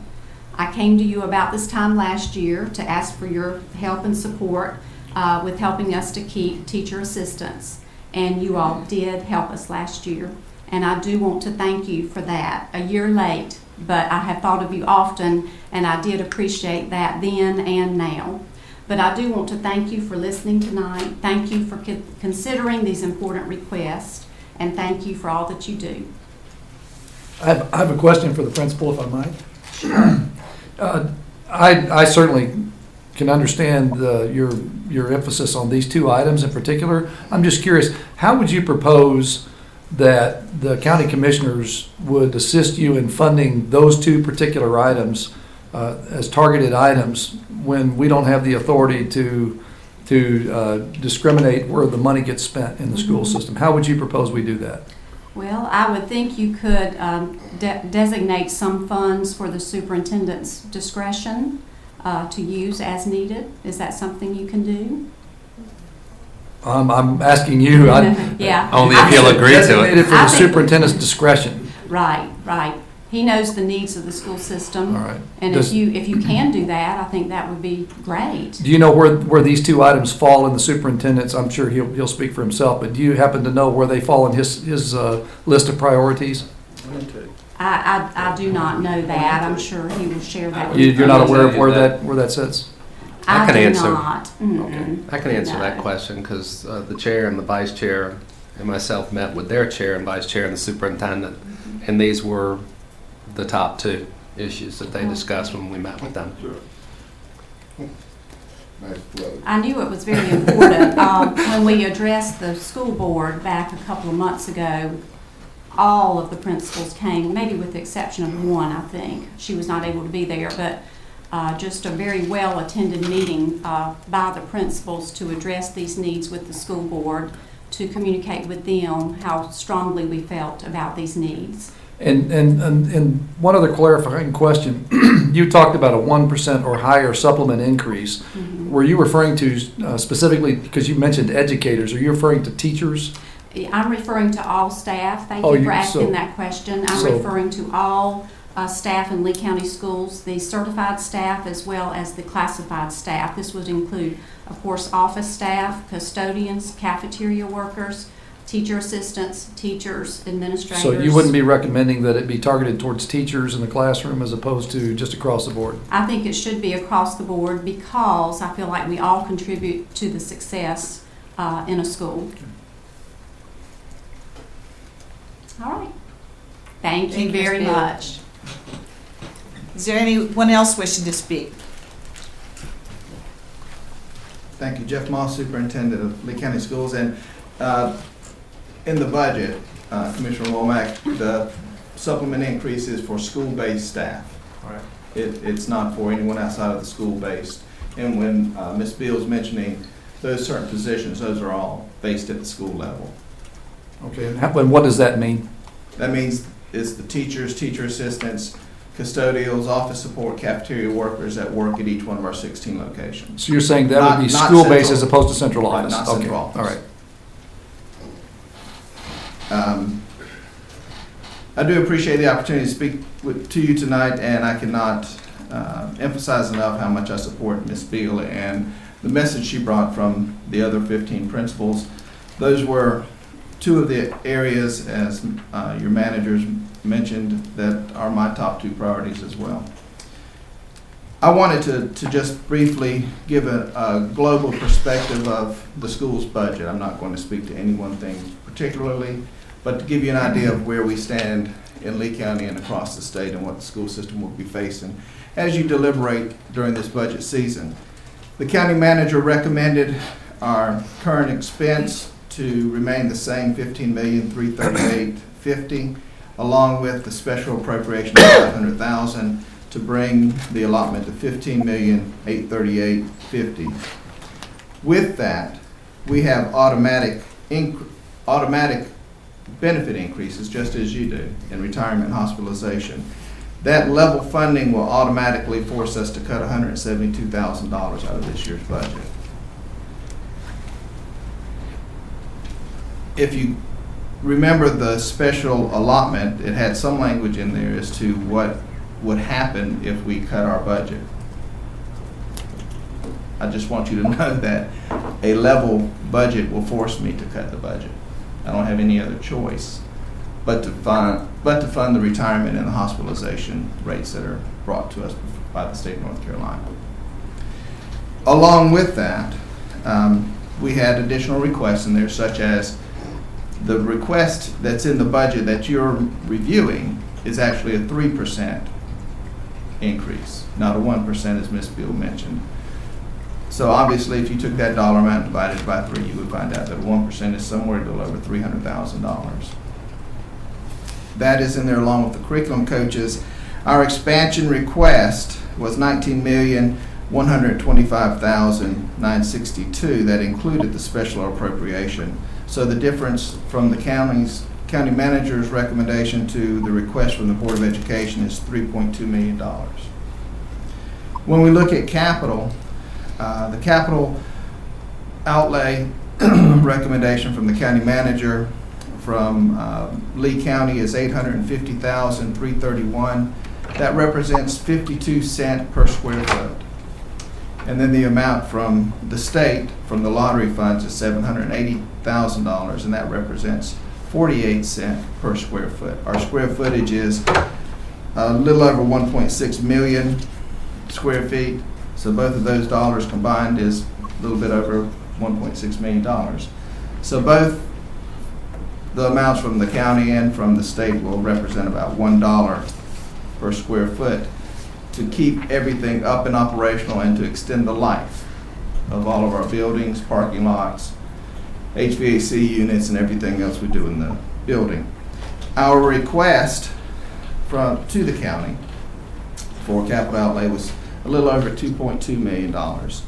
So we will go back and, if the county manager's budget is adopted, have to cut $626,000 out of our capital budget, which will obviously affect the longevity and the life expectancy of our buildings and parking lots and other things that are listed inside of that request.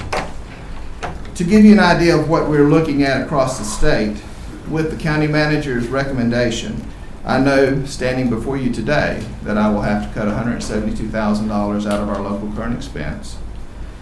I know that I will have to cut $3,321,787 out of my state budget due to the discretionary reduction that is already in the continuation budget and the biennial budget for fiscal year approaching us. And I also know that I'm losing $500,000 in federal jobs money that was designated specifically for classroom teaching positions. So standing before you today, I know I have to cut right at $4 million out of next year's budget. Actually, $3,993,787. Without any assistance from the county or any additional consideration from the current expense budget. When we look at capital outlay, again, just as a reminder, we do have $1.6 million plus in the roof. It is beneficial to the county and to the Board of Education, obviously, to extend the life of those buildings as far out into the future as possible, especially with growth we're going to be experiencing, I believe, over the next few years. Our ADM for next year is anticipated to be 98.57. This year it was 9786, so approximately 71 students. When we look at the total reduction for Lee County, for the Lee County school system, if I look at what was requested of the commissioners and what reductions I'll receive from the state, we're looking at almost an $8 million difference.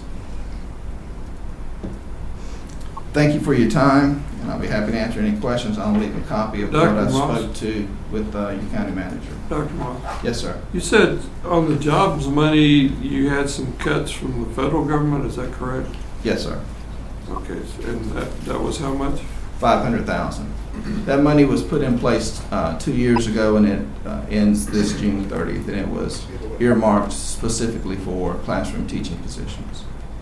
Dr. Moss, let me ask you this question about this time last year, when we were going through the budget cycle, and we were wringing our hands over where to find the money to fund an increase in the school current expense. I seem to recall that two, if not all three of those cut levels or those reductions that you just mentioned were already on the table at that time. I know that the school discretionary was in the budget last year, was in the legislature's budget. A little over $2 million. Right. Oh, it was just a little over $2 million at that time. You're saying that they went back after that? In the biennial budget, they automatically increased it for this year to $3.3 million. So Right, it was but less last year. No, but I'm saying that was known last year around this time. Yes. Okay, and in addition, did we know about the federal jobs cuts last year this time? We knew that they were going to end this year. We knew that they were going to end this Last year, year. was the Right. ARA money for Right. exceptional children in Title I. And we also knew that the health benefits costs were going up, correct? We don't know that until sometime around this year when the General Assembly goes back in and they start to set those rates. We had a suspicion that they were going to go up. Would it be fair for me to say that most of these reductions in current expenses for the school system were going to be known about this time last year, or could have been well estimated? All three of those, well, except for the local, because I never know what you're going to do. Right. But the other two, yes, I did know. But did we not last year also enter into a contract with you for additional $500,000 in funding last year and a forecast of an additional $500,000 in funding this year? From the special appropriation, yes, sir. But what I'm saying is the local current expense that we receive each year is an annual decision commissioners make. And I don't know how to forecast that amount. Right. Well, and I certainly understand that. I mean, it's a reasonable expectation you'll be funded at the same level as the year prior unless something is, even though it's not guaranteed, it's a reasonable expectation. Rarely do school districts ever get funded at a lower level, correct? That's correct. Okay, so I guess in a roundabout way, what I'm trying to get to here is a point that says that I think about this time last year, we knew we were going to be faced with these problems. And we chartered a special envoy to come down and meet with you to discuss, a compromise solution that would get us through last year and this year. I thought that was the charter that we sent him down with when the county manager went to meet with you. Was that not your understanding last year? My understanding last year on this, are you speaking to the special appropriation? Right. My understanding, the intent of the special appropriations was to keep teacher assistants and tutors employed current year and next year, and we will do that. All right. And so you did not expect that would be the sum total of funding what you had budgeted last year plus the $500K. What we got last year was going to be what you were going to get again this year. You did not have that understanding at that time? That it would be level funding? Right. No, because according to general statute, I have to present whatever budget my board adopts to you each year, whatever that budget is. And according to statute, the county manager has to present a budget to the 7 of you, and then the 7 of you deliberate by July 1 and adopt a budget. And I don't ever profess to believe I know what 7 commissioners will do. Dr. Moss, do you have any sense of how the counties surrounding Lee County at this point in time? I know you all talk, and this may be something you'd say, I don't have a clue, but I wonder about how the measures, how we measure up to Chatham, Moore, those counties. And the reason I'm curious about this, and this is not new, is that the competition is considerable. I know of some teachers that, you know, are going to be leaving, and we have to constantly fight that fight. And I just wonder, is there anything you can say at this point that sort of helps us to appreciate the disadvantage that we are looking at over the coming year as opposed to some of these other counties? Are we about equal to them as far as you know? They're all kind of getting ready to pull the belt tight, or is anything you can say along those lines? It varies, obviously, Commissioner, county by county. When you look at Chatham, you really can't, and believe it or not, I really don't compare us to other counties. I compare what our students do, but I don't compare the financial pieces as much, because it's not an easy task. When I look at Chatham County, obviously their tax base is not the same. When I look at Harnett County, they have some internal growth issues that their commissioners are facing in terms of building schools. So we're in between those two counties. If you go south and look at Moore County, that's almost a whole different world altogether. And you really can't look at those. If you want to know per pupil where we rank, obviously we're not ranked as high as Chatham, or I don't believe Moore. We're ranked higher than Harnett. You're not that far off of the state average. You've done very well supporting the school system over the last few years and moved that number up dramatically. And for that, I'm very appreciative. And you know, during political seasons, you hear spins every way possible. We just went through, obviously, a primary, and there was a lot of rhetoric out there. But in that rhetoric, I would say 80% of what I heard spoke to supporting teachers in the classroom, putting money in schools. I would hope that that was just not political rhetoric, that actually would turn into action by those that are sitting and those that will be sitting. And when you look at that and compare it to other counties, there are counties such as Moore and Chatham that put more money into schools than we do. Yeah, the thing that... You look at Wake County, right. Wake County's getting ready to take, I think, 26 of their $28 million fund balance to fill this hole. Now, Commissioner, I thought the question you were going to ask me is, if I knew all of this 2 years ago, what kind of plan did I have in place to address it?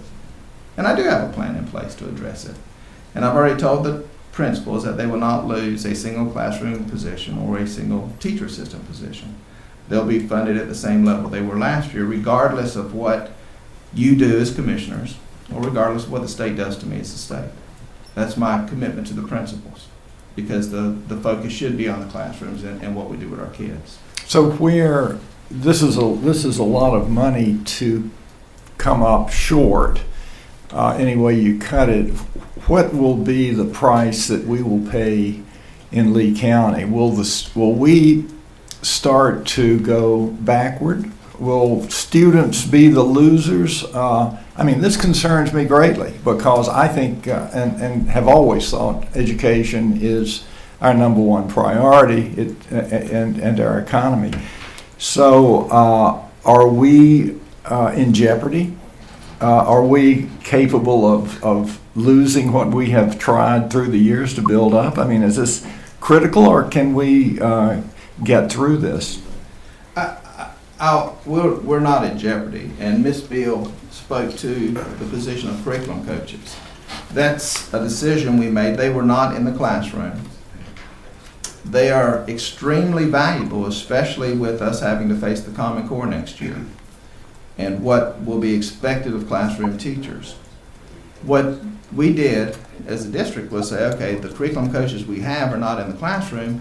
Our focus should be in the classroom, so we put those curriculum coaches back in the classroom when we lost teaching positions. Now, you might say, well, you couldn't have lost teaching positions because the General Assembly said they fully funded teachers. But when they turn around and tell me the day after I receive funding, I have to give them back $3.3 million, there's no way, because they've already picked all the low-hanging fruit. For instance, I get $0 for textbooks, $0 for professional development. And they went through and eliminated all those line items of funding. So they left me nothing to cut except for people. So were they giving me the money with one hand and they're taking away with the other hand? That's why we had to make decisions to put non-classroom teachers back into the classroom, to keep our class sizes at a level so we would not have a problem with falling back. We don't ever want to fall back. We are on this continuous improvement plight.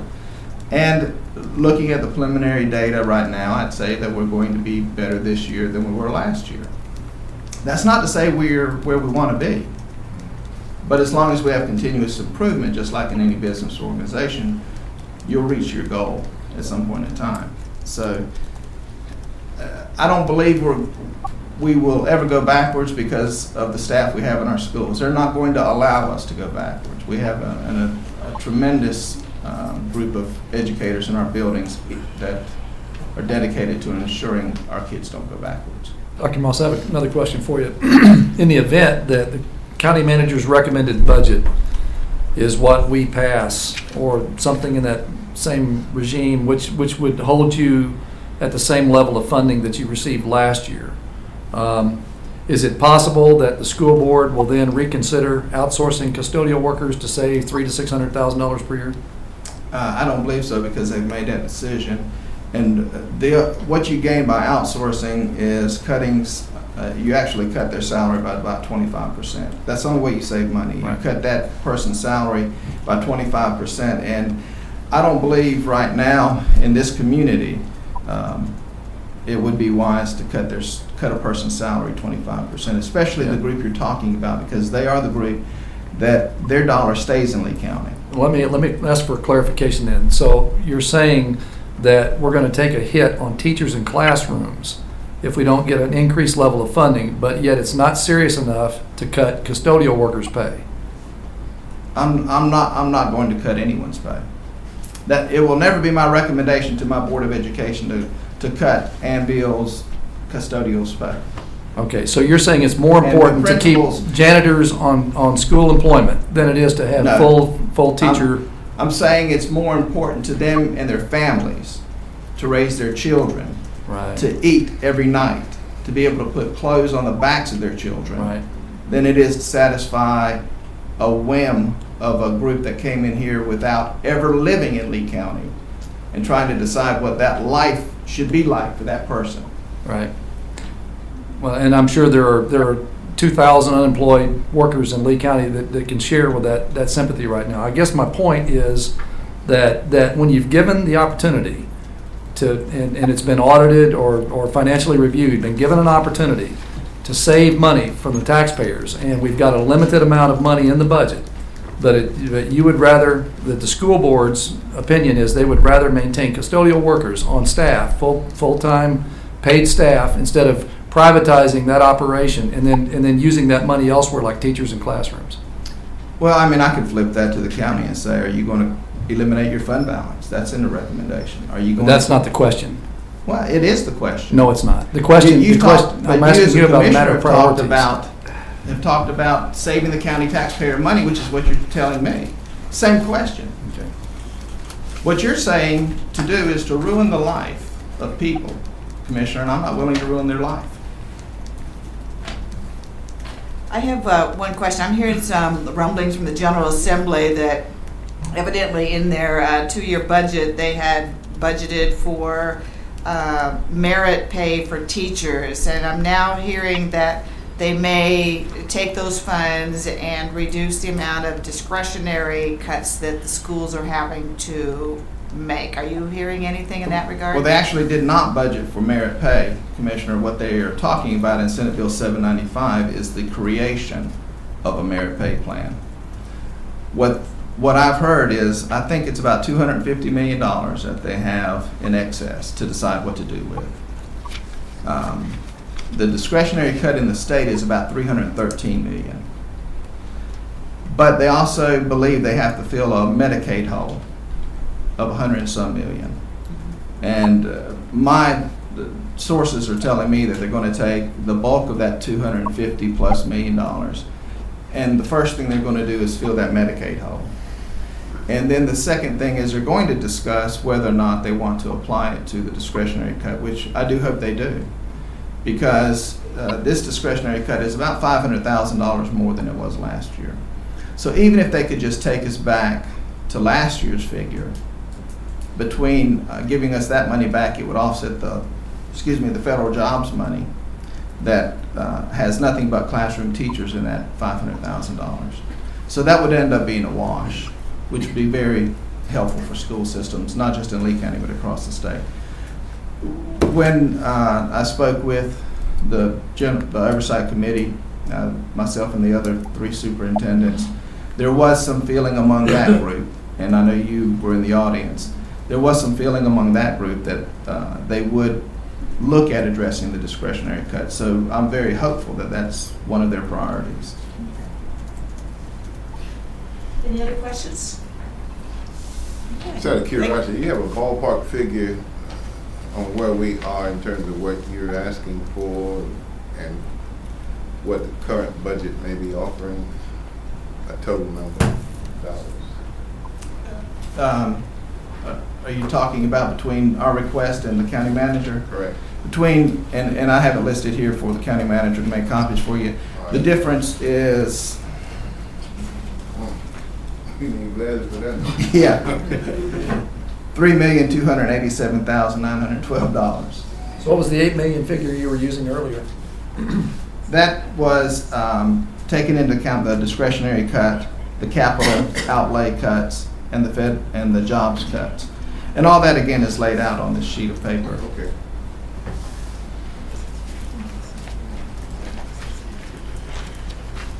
Is there anybody else wishing to speak either in favor of or opposed to the proposed budget?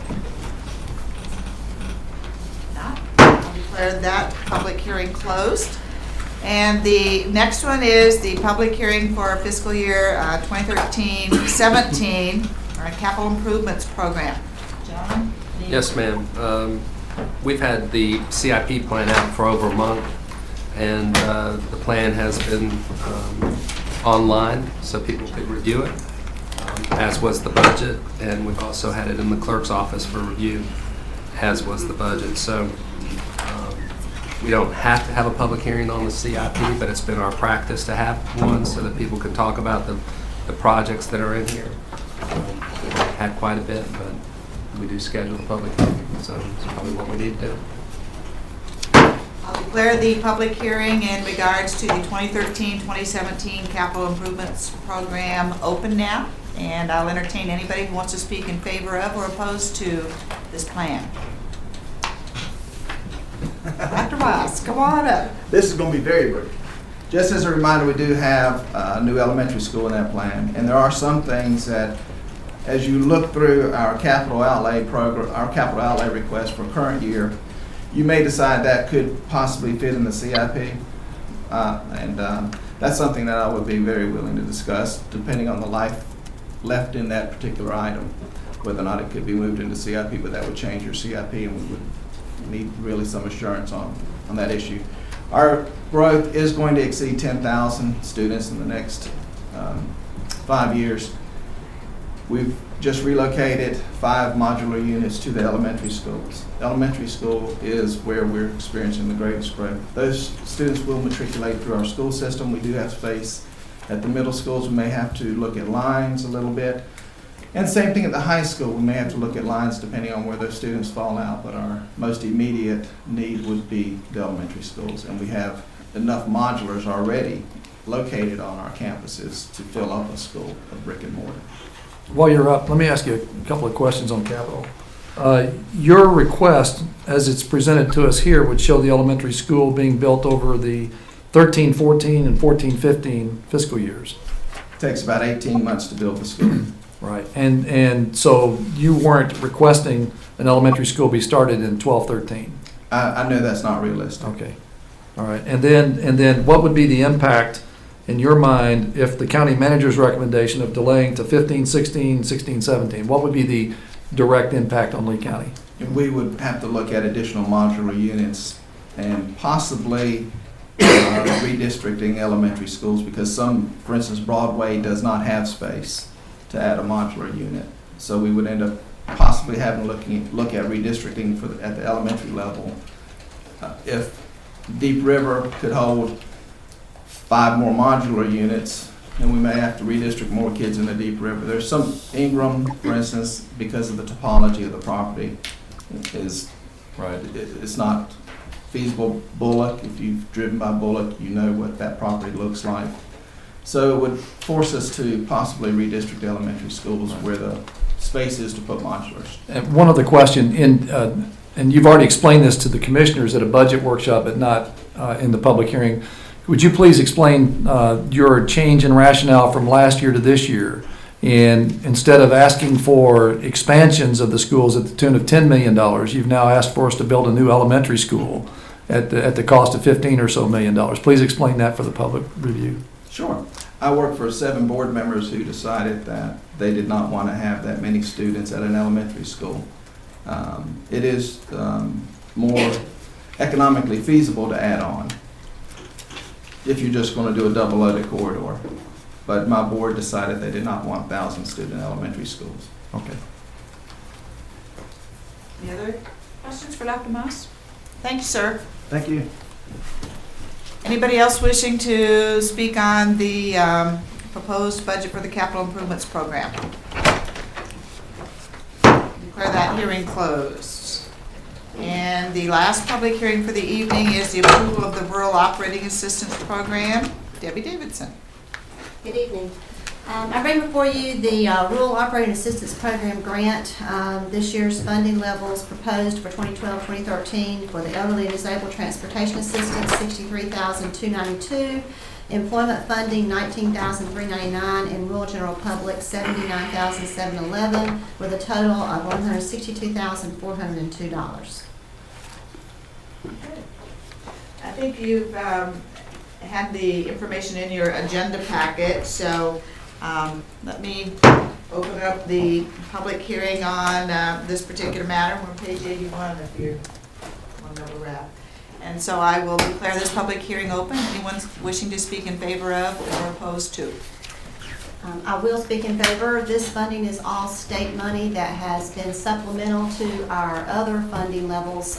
It reduces some of the contract revenues. It assists Lee County Industries with those clients going for employment training that do not qualify under vocational rehab. We are also assisting a couple of individuals at the Stevens Center for some training. And the general public, we had to increase the fares to meet the 10% match in some of our gas costs. However, a lot of people are able to access jobs and other services that they would not be able to do without this funding. Okay. Anyone else wishing to speak out on this issue? If not, I'll declare that public hearing closed. And so I need a motion to approve the grant application as presented. So moved. We haven't had that many motions at once. Okay. Any further discussion? All those in favor say aye. Aye. Opposed say nay. Thank you. Thank you. Now are we ready to go into our closed session? You want to do commissioner comments? Mr. Pascal? Commissioner comments. We're going to do those before we go into closed session. I don't have anything except my wife was supposed to come home tomorrow from her heart operation. She had this past Wednesday. So she's looking good today and feeling good. So. Good. And Neil's been trying to keep us up to date on that, so. Appreciate the concerns. Commissioner Hayes? Yes, I'd like to take this opportunity to appeal to you commissioners and to the general public to consider the very real need that I think Lee County has to develop a visitor center or a tourist bureau. This has been discussed in various places. It needs to move forward, in my opinion, because I think with a lot of things coming together at this time, we've heard about the community college and the Wicker Center and the sort of the energy that Lee County has the potential to realize if we will seize the opportunity in the moment to seed the visitor center. And I think this will involve the city of Sanford, the county, perhaps Broadway. I think that these three entities need to pool some resources at this time to get this started.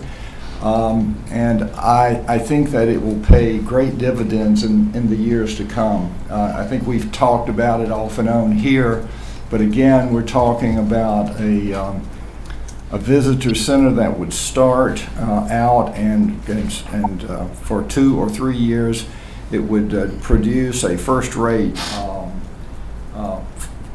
web page and promote Lee County to Central North Carolina and to the rest of the state in a way that we have never done it before. We are really in great need of being able to do this. And most counties, many cities across North Carolina have tourist bureaus. They have seen this light long ago, and it seems to languish here. I don't know why. But we need to be creative, we need to be forward-leaning on this. We really need to seize the moment to get this going. And I just wanted to encourage y'all to think about it, for us to discuss it, and to do anything. I think my sense is that the Board of Commissioners sees this as a real opportunity and as an investment in our future. I appeal to the city council to feel particularly the same opportunity, which is right in front of us, to move forward so that as we come out of this recessionary period, we are going to be really able to reach out. I think Sanford and Lee County are on the precipice of breaking out into something truly great. I feel it. I know it's going to happen. We've got real assets in place. Now we need to project and get that message out in a professional way on a regular day in and day out basis. And that will bring people to our community, and it will be good for us. And so I just wanted to make that appeal, and in whatever way we can cause this to happen, I urge that the commissioners take leadership in this. And go forward in a creative way and do it this year. Thank you very much. Mr. Parks? I'd like to thank everybody for their patience and endurance for letting Victor speak. When I talked to the young gentleman out at Broadway, I get a sense, he'd had a lot of ups and downs in his life, and that was turning around and things were looking up for him. And I think as a result, he might even get some airtime and things like that. He's got a short amount of time, but I think a lot of people are looking down and maybe help him. So I'd like to thank each one of you for allowing us to do that. Well, I just want to remind everyone to keep the whole family in their prayers, since the whole recuperation of his surgery. And Charlie, we're going to try to help that young man if we can. Mr. Womack? Nothing. Mr. Reeves? I just want to give you a little hint of, as you know, I serve on the Sand Hills Mental Health Board. And I think we're all aware of the changes taking over, with some of these LMEs becoming Medicaid waiver programs and whatever. And the last board meeting I attended, there was some concern with some of my colleagues who are also commissioners that at the state level, that there was going to be maybe not as much county oversight into that as it changes to a true managed care organization. And so just wanted to let you know that that is a concern of some of the colleagues I served with from other counties there. And there was a preliminary report that was brought forth that kind of indicates that's the way they're going. So we just need to make sure we stay up to date on that issue. And other than that, Charlie? Pursuant to North Carolina General Statute 143-318.11A5, I move that the Board of Commissioners go into executive session to discuss the purchase of real property from Dr. Paul Howard and Dr. Barbara James. The proposed purchase will consist of 3 properties, 128 to 134 South Steel Street, 408 Summit Street, and 915 Wicker Street in Sanford, North Carolina. The property on Steel Street's intended use is by Central Carolina Community College for a small business center. 408 Summit as county office space and 915 Wicker Street as county office space. The motion has been made to go into closed session for all the reasons he just recited. Need to repeat those. All those in favor say aye. Aye. Opposed say nay.